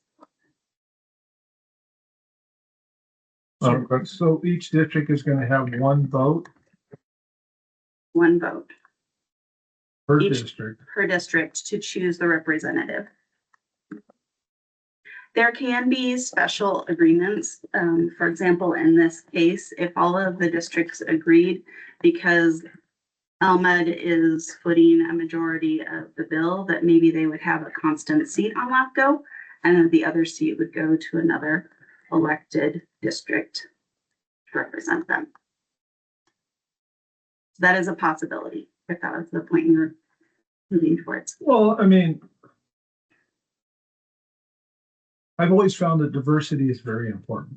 And the majority of those are right here in Susanville. But you have your outliers, you have Little Valley, you have Big Valley, you have Doyle, you have, Clear Creek, you have the outlying communities. And if everything is just centered right here, those outliers are just going to get left out in the dust and never done if everything's right here in Susanville. That's what I've always said. It's very important to have diversity. I don't care on whatever board, whatever commission, whatever, to have that diversity out there. And it just concerns me that we're just going to be consolidating more and more right here to the county seat of Susanville, and all the outliers are going to be the redheaded stepchildren again. I mean, I have to fight all the time for the Big Valley, and other people have to fight all the time for District 5, because we're just a redheaded stepchild sometimes. And so I just want to make sure that there's going to be diversity within LAFCO itself, and the outlying districts aren't going to be left out, that they have their voice heard too. That they're not going to get swallowed up by the big ones, which are right here in Susanville. Well, the election for the commissioners is based on government code. So, but like I said, there can be special agreements amongst the special districts for who the representatives would be. I would say that given that a majority of the special districts actually serve outlying areas, the closer you get to Susanville, you actually have less special districts than you do in the extended areas, so that you're more likely to have representation from those further away areas. But not up to me. Mike? The current LAFCO board locally has 5 members on it. Would it expand to 7, or what's the number? Right, it would be 7 regular members and an additional alternate. Right. So then all the different CSDs have to get together to figure out who they want to be those 2 Right. members. And you have the elections every year, every 2 years, 3 years, 4 years? I'd have to look. I can't remember if the term is 2 or 4 years for the special districts. Typically, it's been 4 years for all of our commissioners. So I'm assuming it's that, but I'll have to double check. So would there have to be an election for this, or an appointment by the board or the city, or they can have their own internal voting system? I mean, how does this work out? Own internal voting amongst the special districts. LAFCO hosts it. I, as the executive officer, call the election. It can either be in person or by mail vote, but each district gets a single vote. And who's going to tabulate those votes?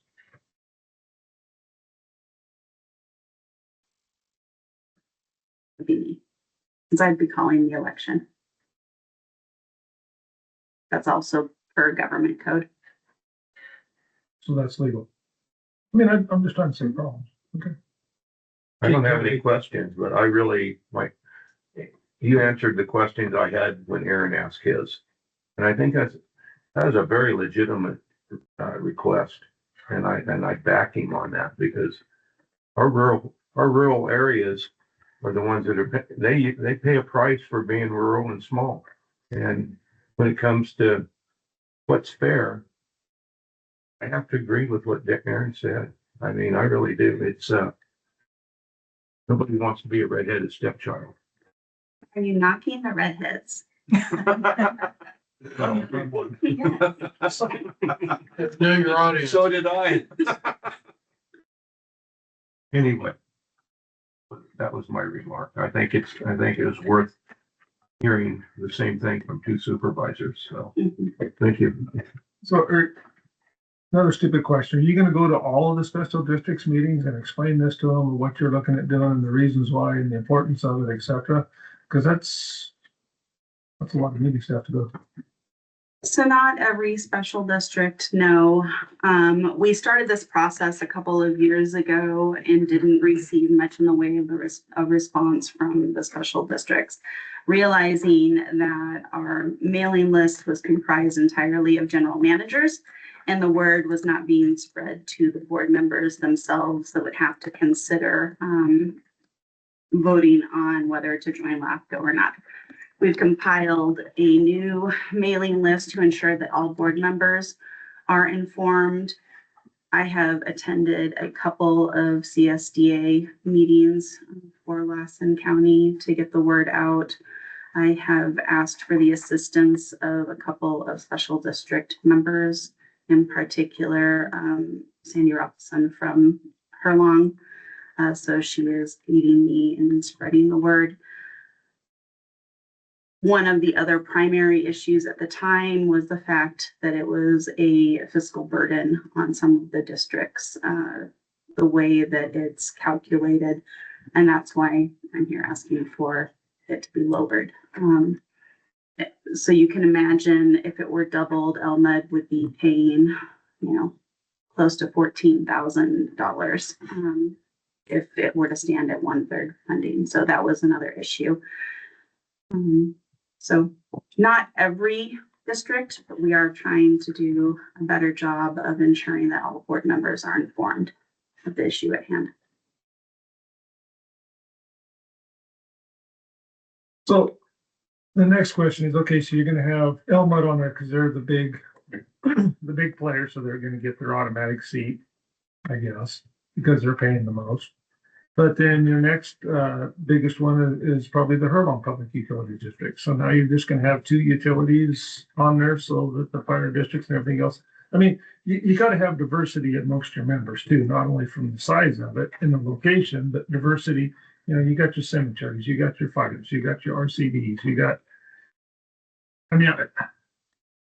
I'm just kind of concerned it's gonna get monopolized and the effectiveness and what you're trying to do is gonna get diminished and make it harder on these special districts. Right, and that's up to the special districts themselves. Each one of those districts you mentioned, even though they're paying a larger portion of the budget, they still only get 1 vote. So if all of the fire districts wanted to ensure that one of the seats went to a fire district, they could very well do that. But that's up to the districts to vote. But it's also up to you to get the information out there to them so they can make an educated decision.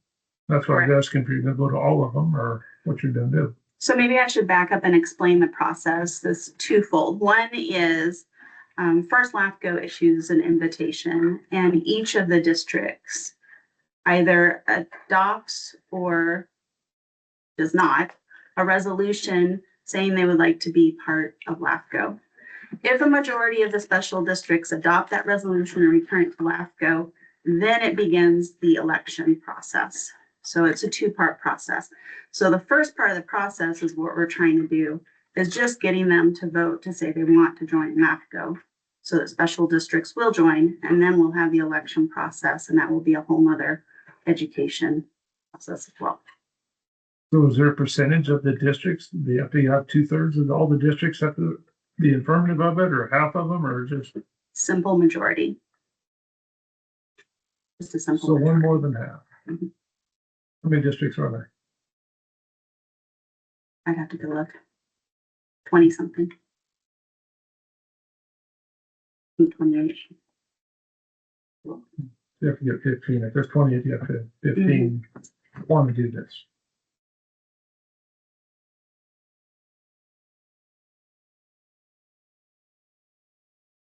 Which one wouldn't they, if they're gonna get a reduction in their fees?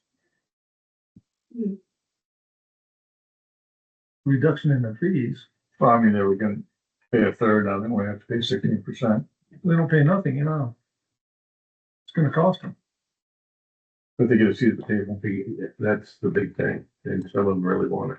I don't sit on LAFCO, I never have, so I'm a little bit naive on this. I mean, you guys do and have. Well, yeah, Not but very long, but and you're correct. Right now, they don't, none of those special districts pay a fee right now.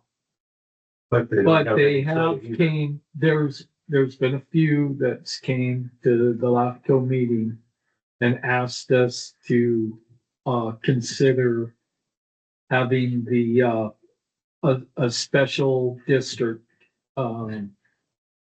seats on the board. But I believe that Jennifer's emailed out, I know of at least one time or whatever, and I don't know that we've got a great response back. So that there was 2/3 of those special districts that even either I'm assuming that they don't even understand what the process is. Yeah. And so that's why we haven't got the thing back, but there is special districts that know what's going on and understand what has to be done. And I know there's one lady that in the special districts that's willing to go out and campaign to the other special districts that if they want to join, but if they choose not to, if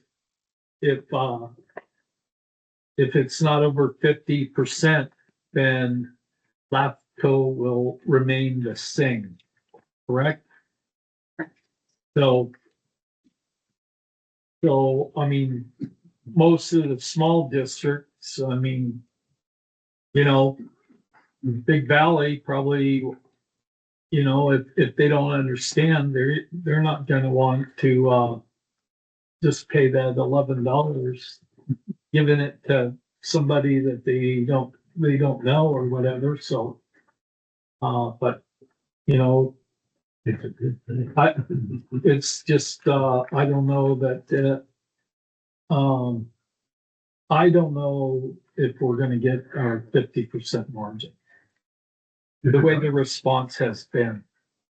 If it does work, then it'll be more diversified under that plan than it is presently. I mean, it's, and I don't know how you deal with like a powerhouse like PG&E or Elma, being on there permanently.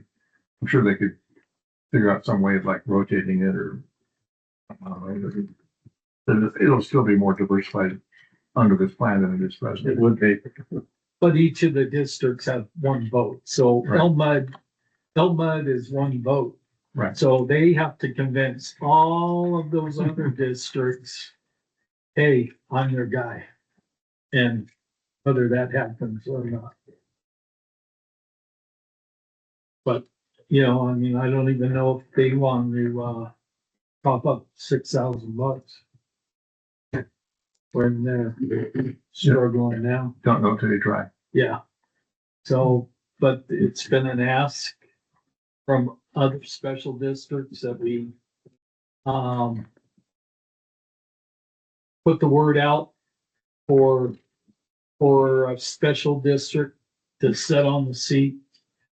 And it's all up to those guys to either say yes or no that they want it. And if Big Valley chooses not to join, do they still have to pay their $11? If we receive a majority and special districts join, then they'll still have to pay. So, rather than try to get all those, special districts at their own meetings, I think if you go to Big Valley, you got Southern Cascades, you got Pitt RCD, you got Little Valley, you got the pest abatement, you have the resource, the recreation district. You have so many of them. I think you can get in one meeting if you advertise it and reach out to those leaders and those entities themselves. You won't have to go to all of them a bunch of different times. You can get a lot of them with one or two meetings, I think. It's just a suggestion, but I think for me to do this, I think you got to go out to them and make the effort. to educate them, so they could make an educated decision to get on or not. Like that. Yes, more. I just curious, sorry, I'm curious. What if it goes through and they don't pay? What's the repercussion?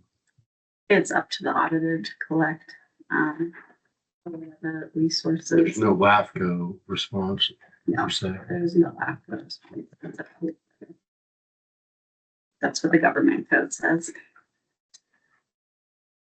So you just go tell the auditor that so-and-so hasn't paid and withhold funds from them. They would be in charge of levying whatever fees.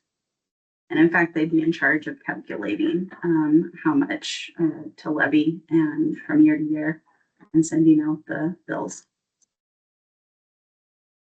You go to Poor Little Valley, there they have to pay what, 67 cents? I mean, hell, a stamp costs more than that. It seriously does.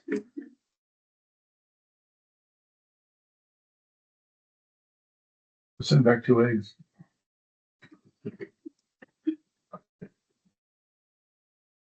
Yeah. All right, so, so this was just to, receive your report. And then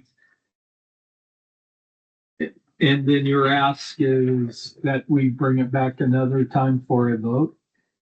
Yeah, ideally before LAFCO meets in December, our December 8th meeting, would be appreciated. So you could consider the resolution approving the 16% station as opposed to the 1/3. All right, so, If that's the request from them, I would request when they come back, they have your list of which community service districts you went and talked to, make a presentation to, and give them an education. Hard thing about doing education is that I need to know what the ask is of them. So, that's the reason I'm asking for approval of whatever funding we'll be asking. So it's a difference if I'm asking 16 versus 33%. Those numbers up there were 16. You have them on the board? I have 33 and 16. Mhm. See what they say. I mean, some of those districts don't have any money. Poor Little Valley, I mean, $1.97 for the full third or 67 cents for 16%. I mean, they don't have any money. A lot of them don't.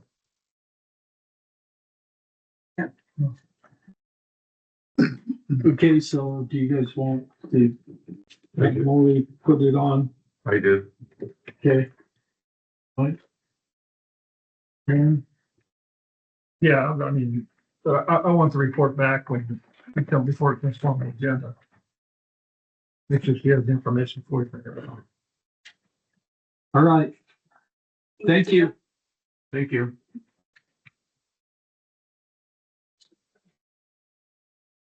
Okay, we are going to, move on to, D, the information consent calendar. Everybody good with that? You need a motion? Yeah, yes. I make a motion to accept, the G consent calendar as presented. Okay, motion made by Supervisor Bridges, second by Supervisor Scanlon. Anybody from the public? Seeing none, we'll bring it back up here for a vote. All those in favor? Aye. Opposed? Okay, motion passes. Okay, we're going to move on to, H1. Good morning, Board Chairman, board members, Lieutenant Bigger, Director of Public Works. Before you is a contract award. This is a road project in the Westwood Pinetown area. It's Full Town Road. It's approximately a half-mile segment, coming off of Mooney Road, and then I believe it's the second street that, intersects with in Old Town So we sent out bid packages September 10th.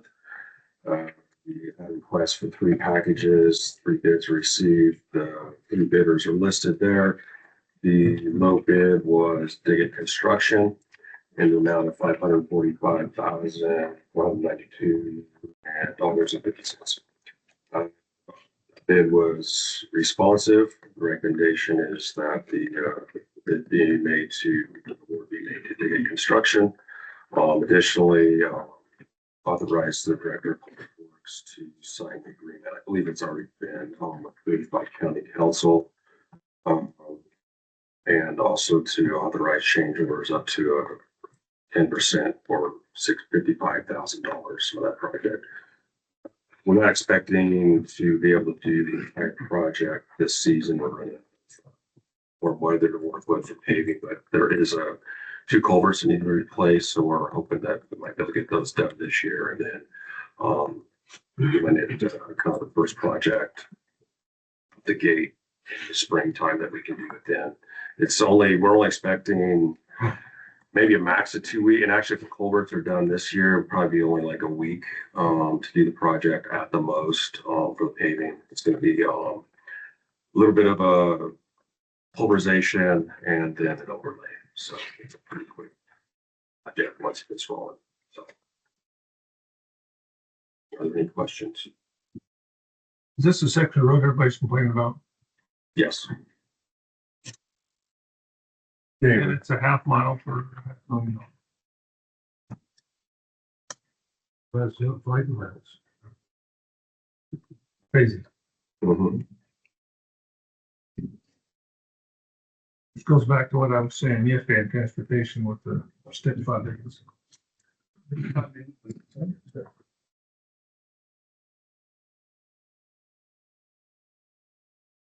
Okay, On the question, I'd just like to make a motion. all right, I'd like to make a motion to award the contract for the Old Town Rehabilitation Project in Westwood to Diggett Construction Incorporated.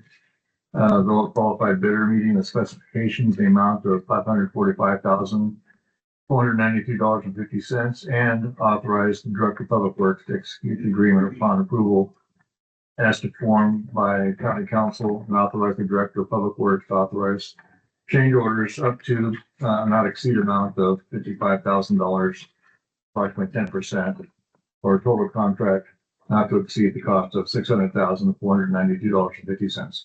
Second. okay, motion made by Supervisor Scanlon, second by Supervisor Bridges. Is there anybody from the public?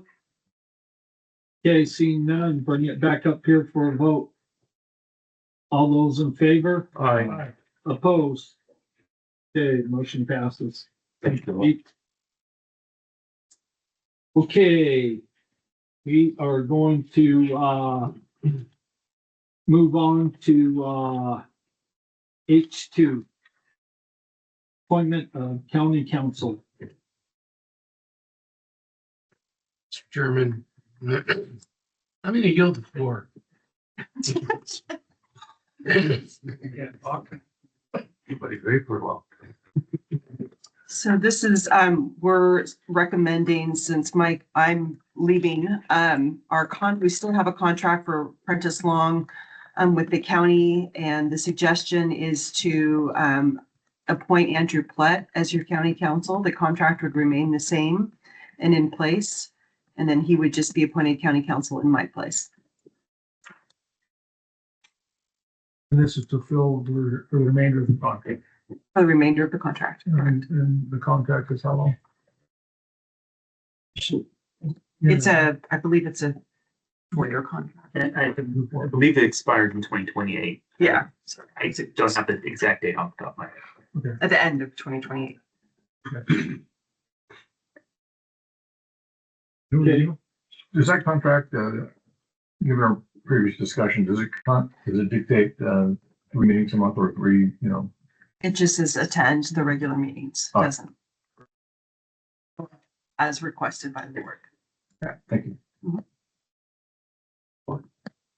Okay. Anybody from the public want to comment on this? Okay, seeing none, bring it back up here. I need a motion. I would move to appoint Mr. Platt as the Lassen County Council. I'll second that. Okay, motion made by Supervisor Alba, second by Supervisor Bridges. All those in favor? Aye. Opposed? Motion passes. Okay, Thank you, board. Hey, appreciate it. It's an honor to work with you. okay, moving on to H3. I don't know if I'm gonna have a different outcome every time I try to talk. But this was a consideration of amending the rules and procedures to reflect a change from 3 regular meetings to 2. This would be in an effort to have consistency with Mr. Platt, who, if the board chooses not to do this, we will have alternative counsel probably at our 3rd meeting during the month.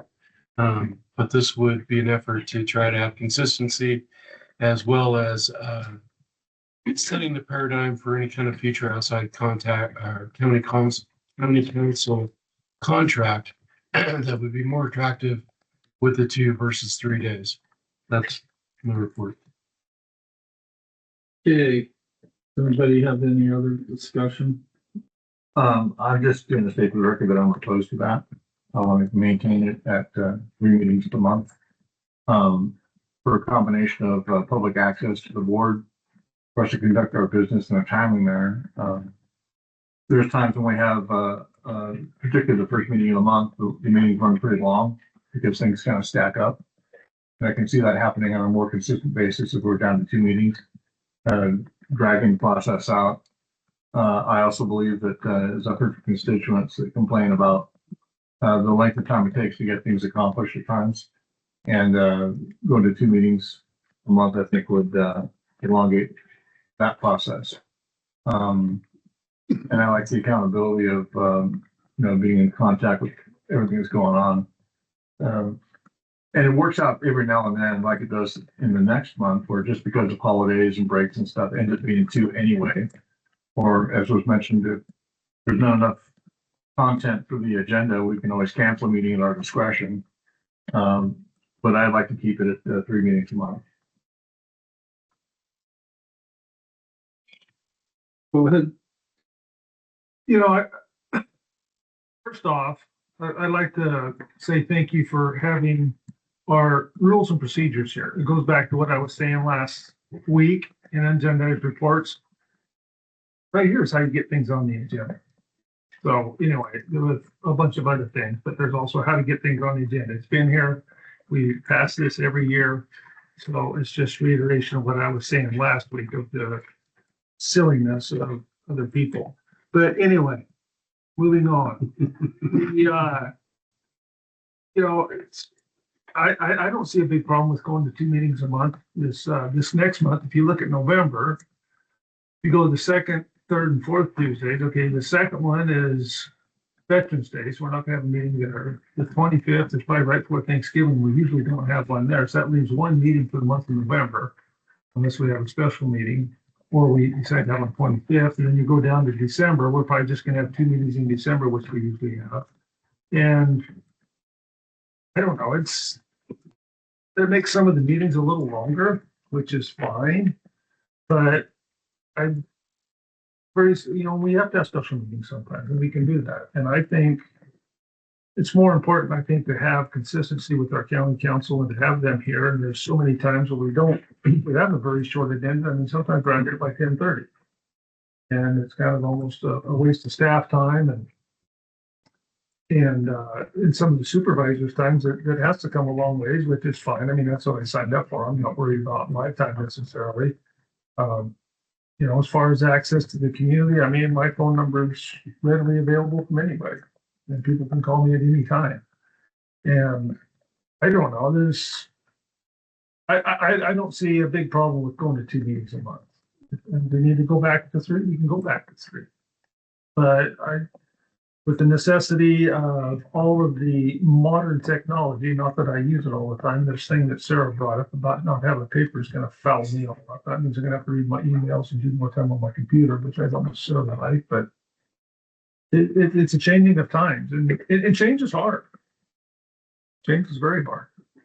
But once you get used to it, it's probably not that bad. What people tell me as far as computer work goes and whatnot. I mean, look at Mr. Scanlon over there. He's a computer guru and he's older than I am. Well, maybe not, but we're about the same age. Anyway, so we can do it, I think, and we have to have special meetings, we can do it. I think it's worth a shot. I think it's worth a try, and nothing ventured, nothing gained. And I think it's doable.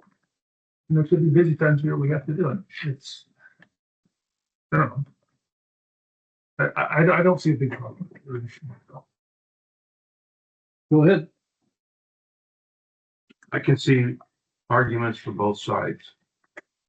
But I look at the hours that we have staff times wasted, and it's not wasted, but they could have been doing something. If we cut that down by a third every month, that's a lot of savings in a year's time. We have to have a special meeting. We don't have to take to call a special meeting. We never have. The other thing I'm really big on, I despise Zoom. I really do. Because, it's kind of personal, but I'm an eyeball to eyeball person. Right now, I can look you in the eye and I like that. I can look anyone in the audience in the eye. I like that. And to me, I don't want to give that up. I really don't. I think we should try it. I think there'll be county funds saved. It's staff time. The cost of, the county pays you mileage for coming down here. They paid Mr. Ingram mileage for coming into town. You add that up over a year's time, that's more money. That's more general fund money. I think it's worth a try. If it doesn't work, then we can go back to it. The other thing, when you're no longer here, we'd be a little more marketable when we fly that position. So I think it's worth trying. That's my 2 cents worth. And my question to you is that you said that we weren't going, that it was going to be on Zoom or something. No. What was that? There'd be on one meeting a month. There'll be. Is the other person that's coming in? Will he sit here or will he be on Zoom? The other attorney would be here in person. Oh, he would be here. Okay, I misunderstood that conversation then. I apologize. I thought he would be on Zoom. But the other thing is, he's a fill-in and it's not like having the same person every meeting. That's like if we had you for 2 meetings a month as chair, and we have Mr. Scanlon for 1 meeting a month as chair. I think it's more effective to have the chair of the same person every meeting. That makes sense. Sure. Okay. But we also have that same, we have it now when Amanda's not able to make it. We have other people filling in. They communicate together. They're working in the same law firm. That it's not, That's true. It's just not a preference. So it's not that that communication wouldn't be any different than what it is now. It's just not my The other preference. thing we could do is we can table this until next meeting. Until we have a full board too, if we want I to. think so. Why, you don't want to see how the vote's gonna go now? Oh, yeah, if you want to, or we can table it till Ingram gets back and then he'll give you the chance to read H3 so you can read the whole thing and figure out how to put something on the agenda.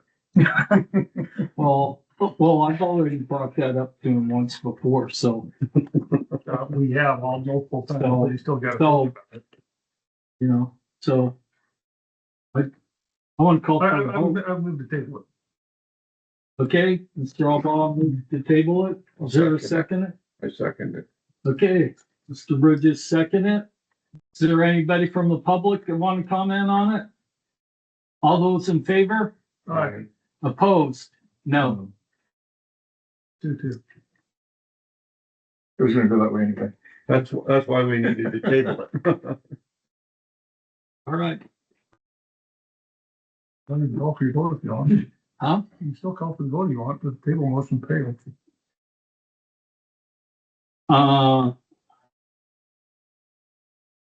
I think it's gonna fail again.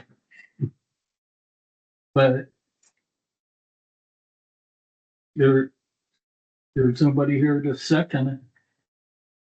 Oh, all right, I'll call for a vote. Do you want to vote on that? There's no. Just- Motion on the floor for. I'm gonna suggest that we consider that vote and table it till Ingram is here, because it'd be the fifth vote, because it's gonna be two, not how we slice it, so why waste time? So is that a motion to reconsider the? I'd like to make a motion to reconsider.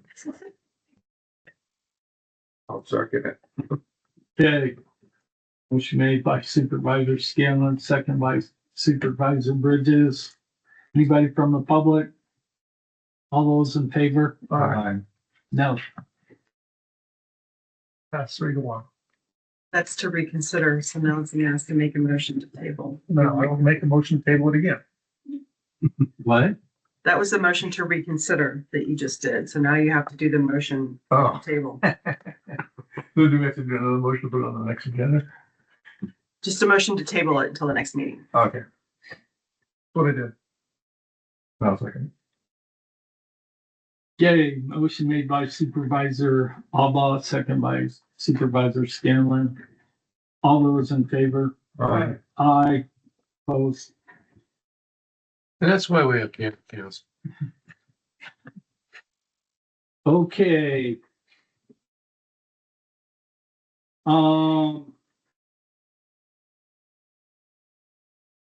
H4. H4.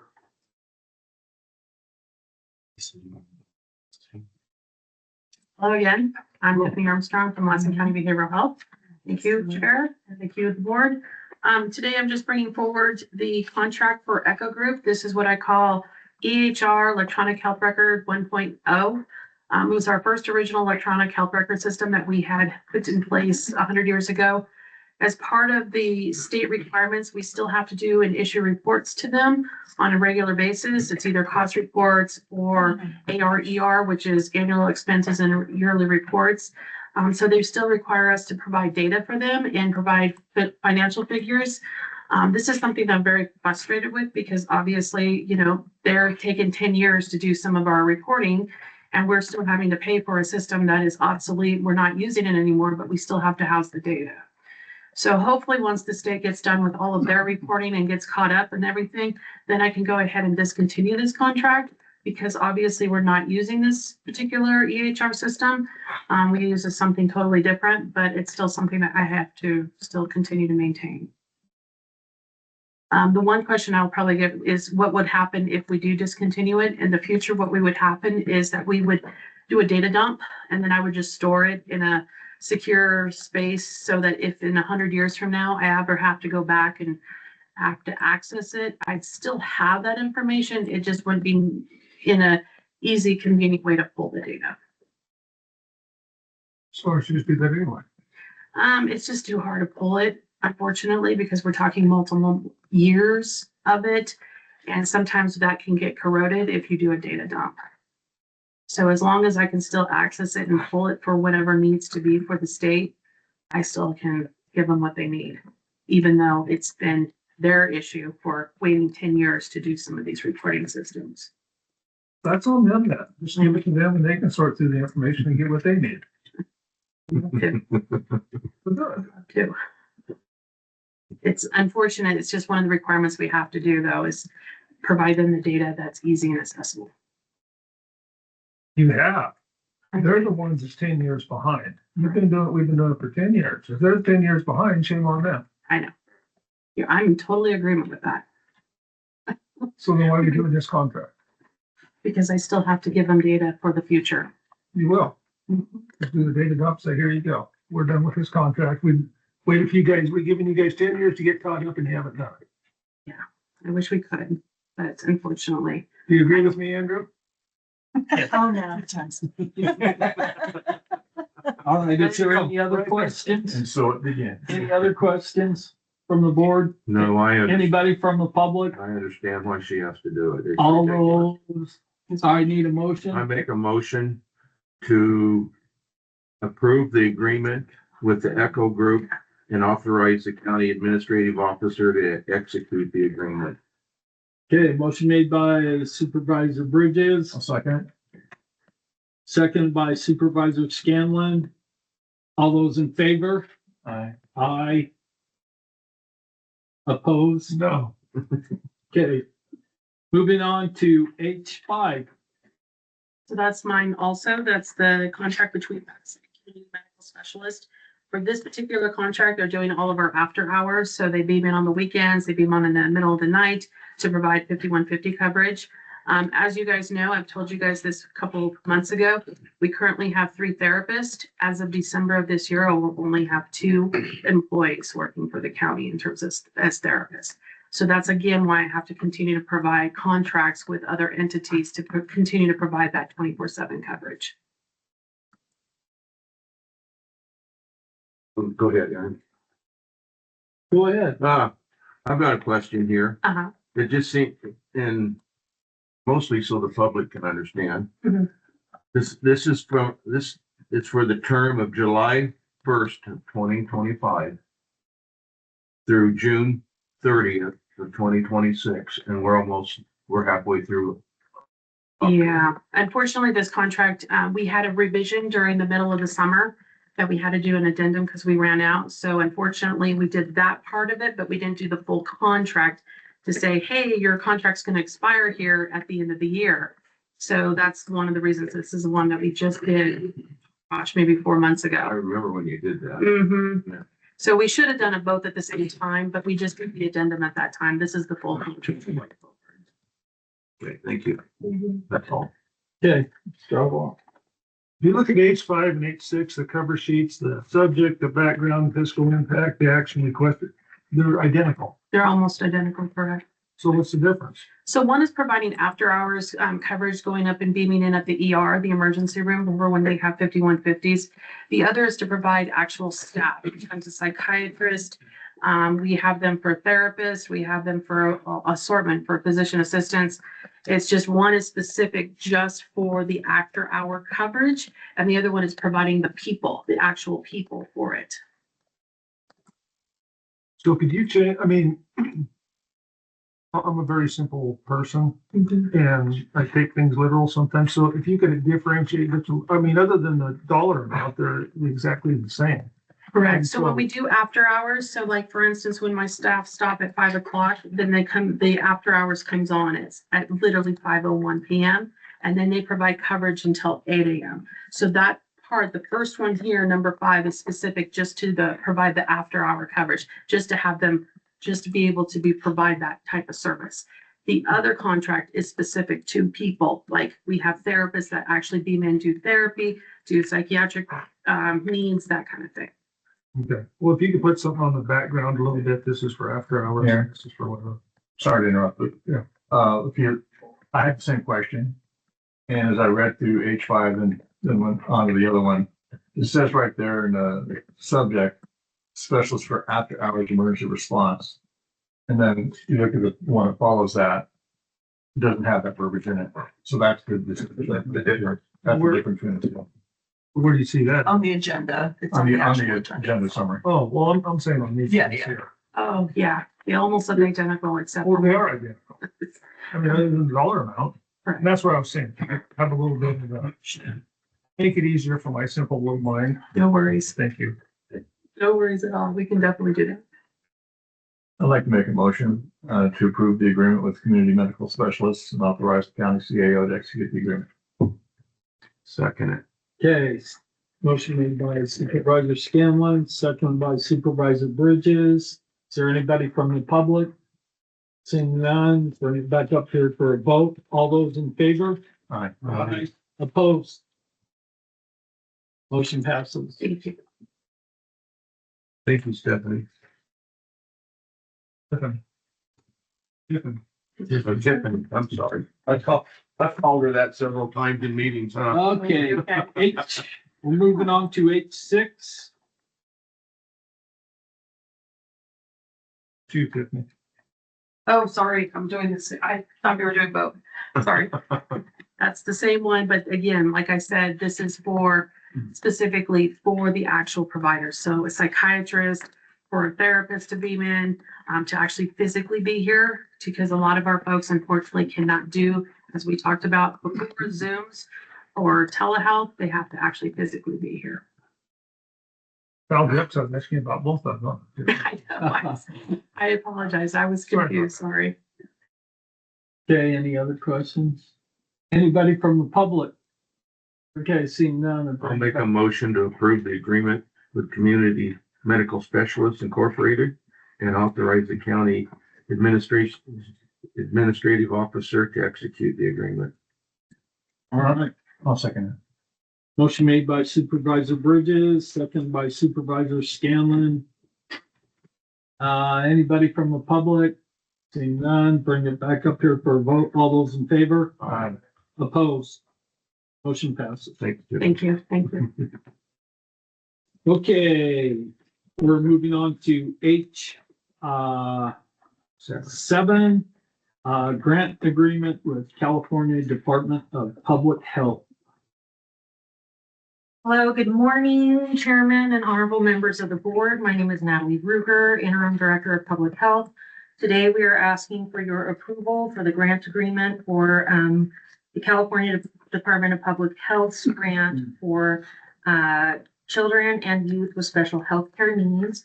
With me today is Program Coordinator Rhonda Hall, and we're here to ask for your consent for this grant agreement. So the CS or CYSHCN grant is underneath the MCAH program. That is a program that Public Health currently administers. And I'll pass it over to Rhonda to provide some education on how this grant will be utilized. Thank you. My name is Rhonda Hall. I've worked at Public Health as a maternal child adolescent health coordinator for 8 years. And this children and youth with special health care needs is a position that falls under my duties, is working with our children and youth with special health care needs, children and their families, to provide education. It's something that I have been doing, but this grant is going to give me leverage to provide more trainings and education for the families. One of the things as a parent with a child with special health care needs and working in the field of special education for over 10 years is that the families don't have they don't feel they have access to community events due to their children's special needs. So we will work on providing spaces for maybe a sensory space for them. We do that already for our community Easter egg hunt. We have a space that the children and families can go that's safe, it's enclosed, it's a quieter environment. And so we would like to also show up at other events. We've also been invited to go to our Uptown Halloween. We will provide a quiet space and room for it at Marge's Book Nook. We're excited to be able to do that. The funding will also help make these pop-up events available, but also for the biggest thing is providing education and support for our families. And so that they could maybe have play groups, support groups. And so that's what we will be providing. Is there any questions? Questions?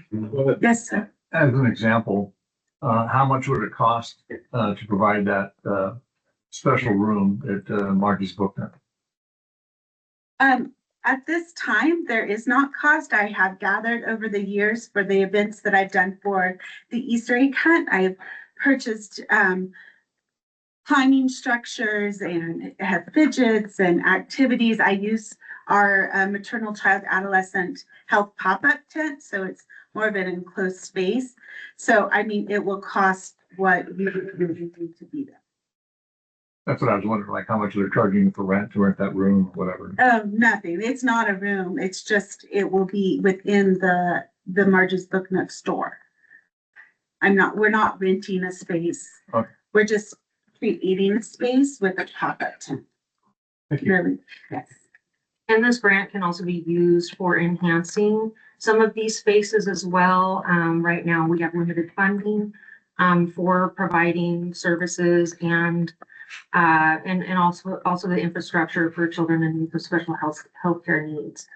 So this grant will be used to enhance those services and be able to provide more during these outreach opportunities. With that, I'd like to make a motion to approve the grant agreement with California Department of Public Health and authorize the county administrative officer to execute the grant document. Okay, motion made by Supervisor Bridges. I'll second it with discussion. Okay, seconded by Supervisor Alba. And Supervisor Alba, you had some questions.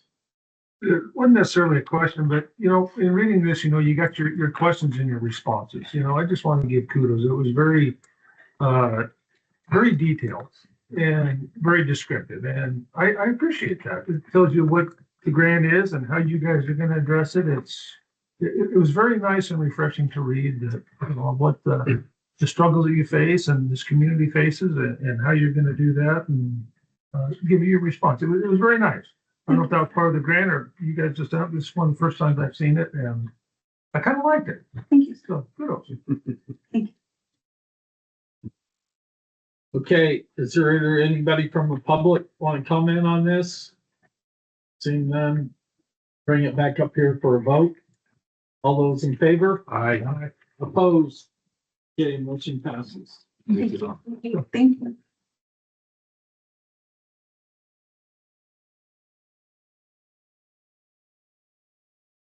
Okay, we are going to move on to H9. Tyler Financial System and Human Capital Management. And I'm as curious as anybody to see how my voice is going to sound. So this item is an update on the Tyler Capital Management Implementation Report. I have Regina here today. She's going to give a brief summary of what's transpired since last we talked about it. Okay. Good afternoon, Mr. Chairman, board members, Madam Clerk, Regina Schapp, Personnel Risk Analyst. I'm here today to talk about the update on the Tyler Position Control Audit that we have been working on feverishly for the last few months. As I reported back in September, we were working with 731 positions and associated records that we needed to clean up, that were duplicates, that were old, outdated, and just some general cleanup of all of the old records that were initially imported back in 2018. We had obtained a trainer from Tyler who has been fantastic. She has really helped propel us by giving us the tools that we needed to complete our audit in a more timely fashion. We've had 3 training sessions since we last met. Since that time, Cheyenne has been working on, getting the system updated into the cloud-based format, which has been completed.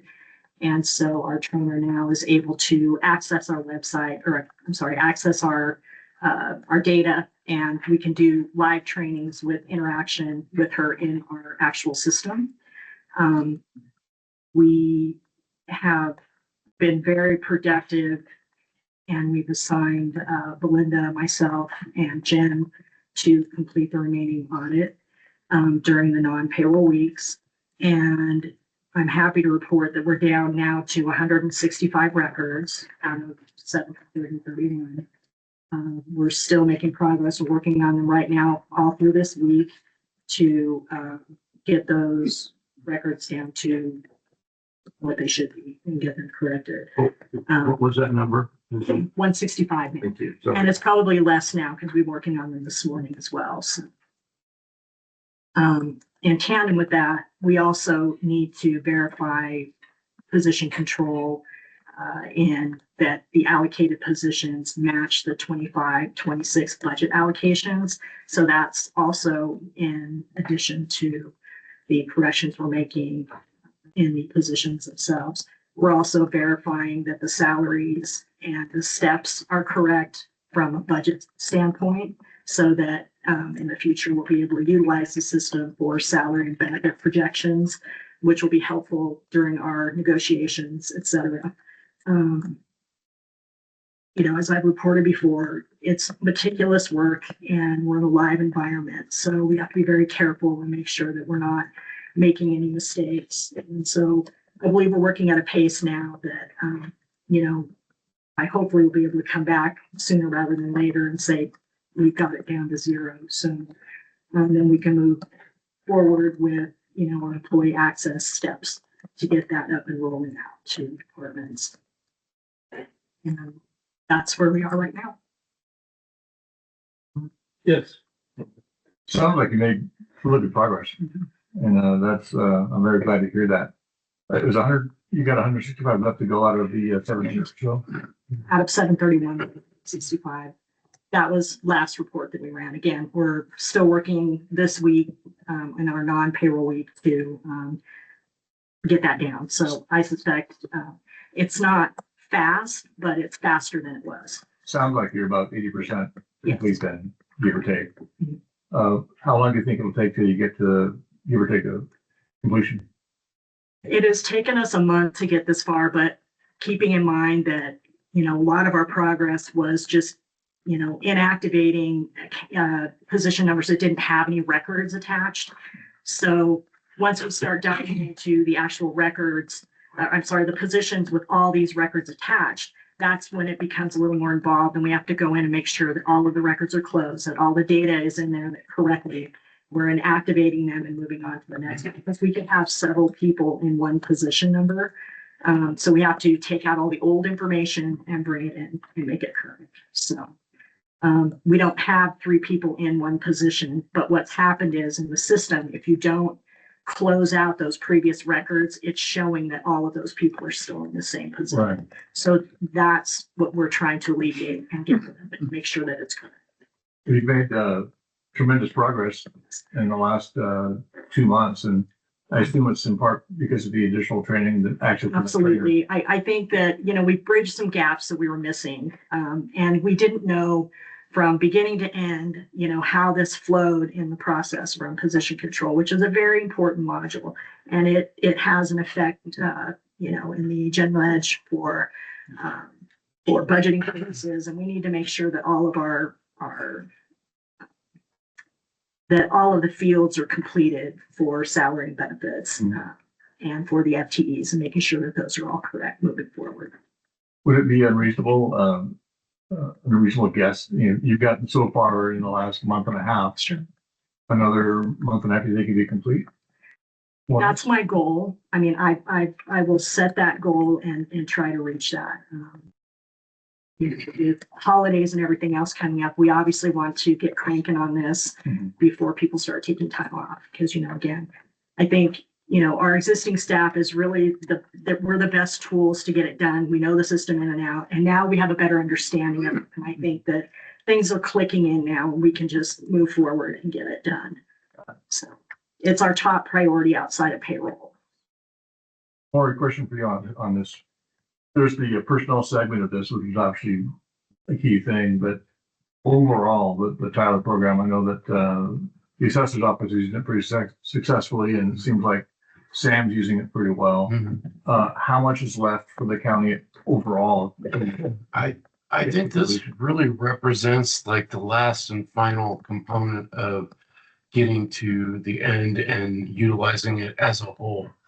That said, it's a complicated software, and when will we be using it to the most maximum that it's designed for? I don't know when that is, but this is the final stage. And I think also Regina neglected to tell you that, she's sort of been all in on this by herself. And, Jennifer and Belinda have been having a lot of other stuff they have to work on. And so we're entering into a phase, I think, and you can correct me if I'm wrong, Regina, but where Jennifer and Belinda are playing a stronger role in helping complete the remainder of the different, the 165 total that we have to do. That said, those are the more complicated ones. And every time you do these, they're not all the same.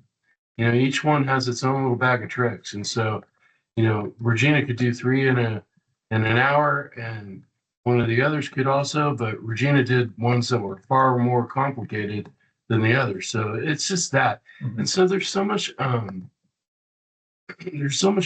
with each file that I didn't want Regina to give you a hard date, because I don't want to have a date come and go and your expectation not be met.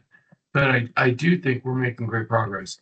And as well, we've taken some stuff off Regina's plate and moved it around throughout the office. And so she's going to have more time. Some of her other duties are going to go elsewhere. And so I feel really good about the current situation. We're making progress. I feel like, and I hope I don't ever regret to say this, but I think we see daylight. Sounds like if we keep the same level of movement, I mean, it'll just naturally happen probably by the end of the year. Not setting a date or expecting you to, but sounds Your words, not mine, but yeah. Well, yeah, I mean, you know, this position control is just a very large piece of it, but there's also going to be pieces that we need to fill in for employee access as well, as far as the HR is concerned. So there's still some steps we need to finish there to ensure that that can be rolled out next. So again, it's a moving target all the time, but you know, position control is a main component of that in order to start the other processes and get them rolling. We've done a lot of background work through the years, that those things they're waiting for us to get moving and get them going. So we just have to finish this part first, and then we can we'll know we'll have clean data then to operate the other modules in the system. last thing I want to say is good job.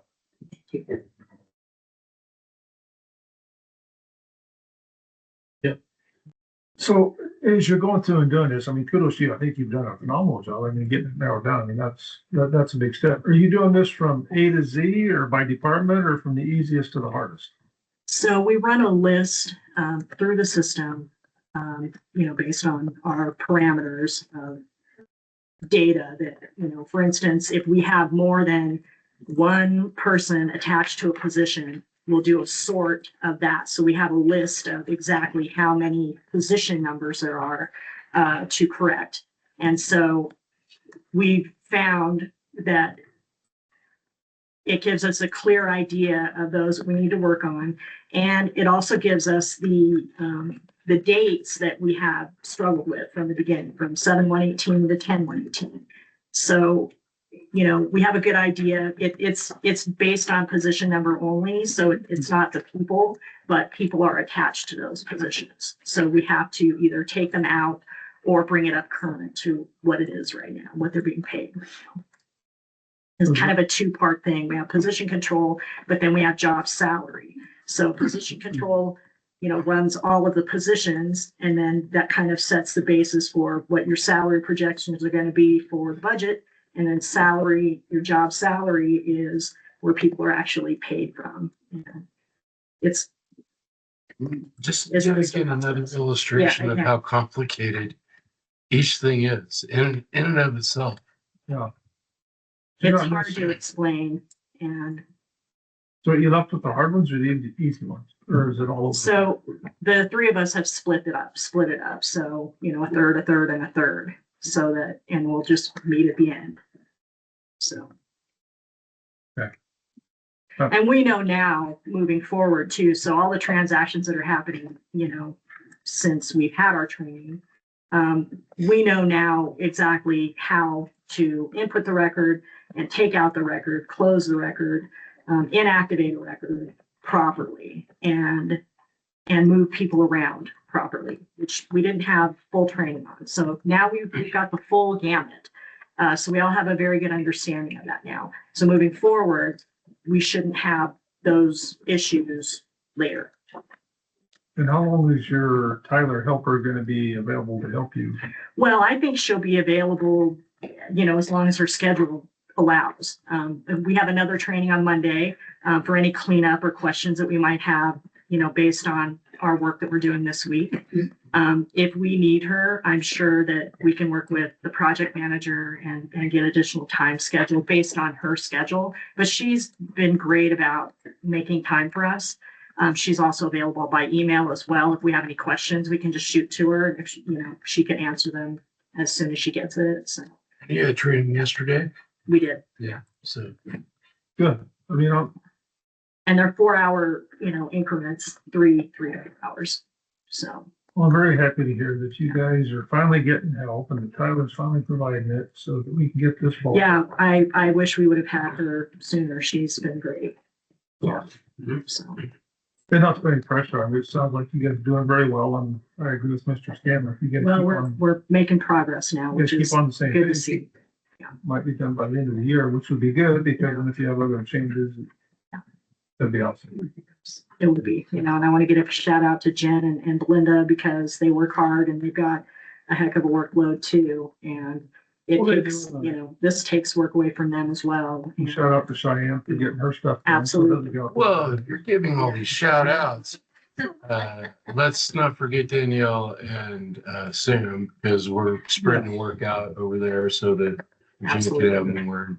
Danielle's been stepping up and It has been a team Sam, effort. everybody. It's been a So huge team effort. it takes a team. Yeah. Yeah. Good call. Thank you for all your Anybody hard else? work and your team. No, I appreciate the, you know, the hard work and, you know, that's all that I've been asking for. You know, that, the project see some sort of, finish line.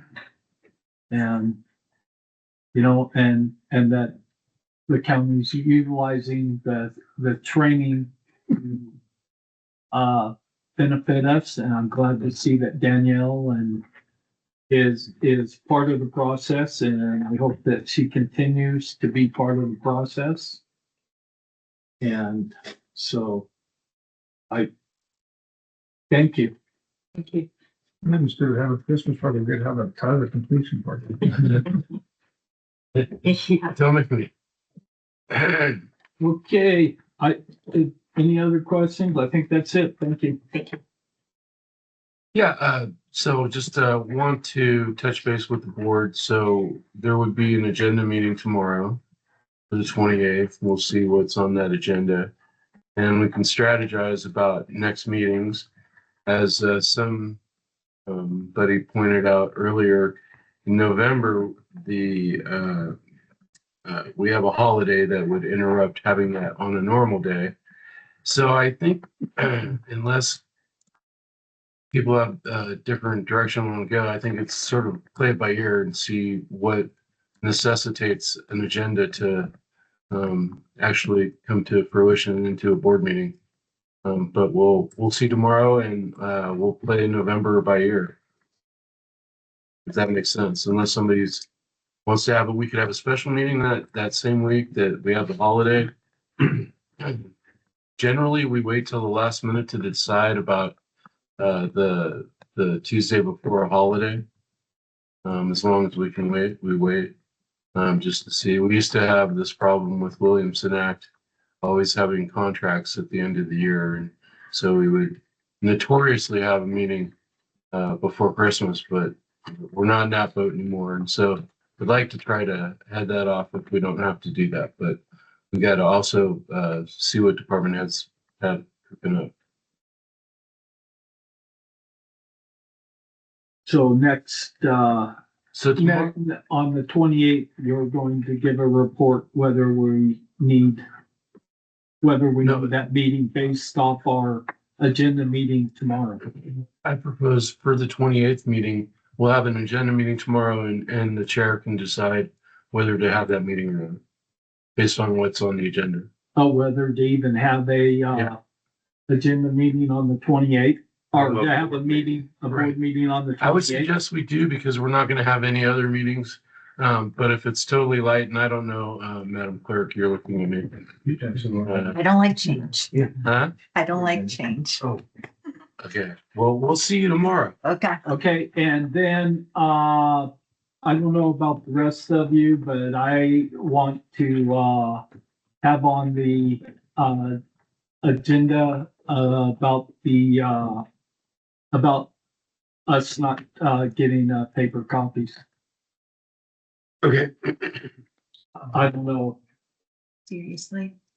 So I want, if you guys all agree, I want that on the, I want that on the meeting. Of the 28th or some future meeting? Well, if we don't have a meeting on the 28th. The next meeting we have, huh? 18th. Whatever, on the next meeting. I agree with that. Okay. Wow. Okay. That's all I have. Thank you. No. Nope. Maybe it's over. Looking forward to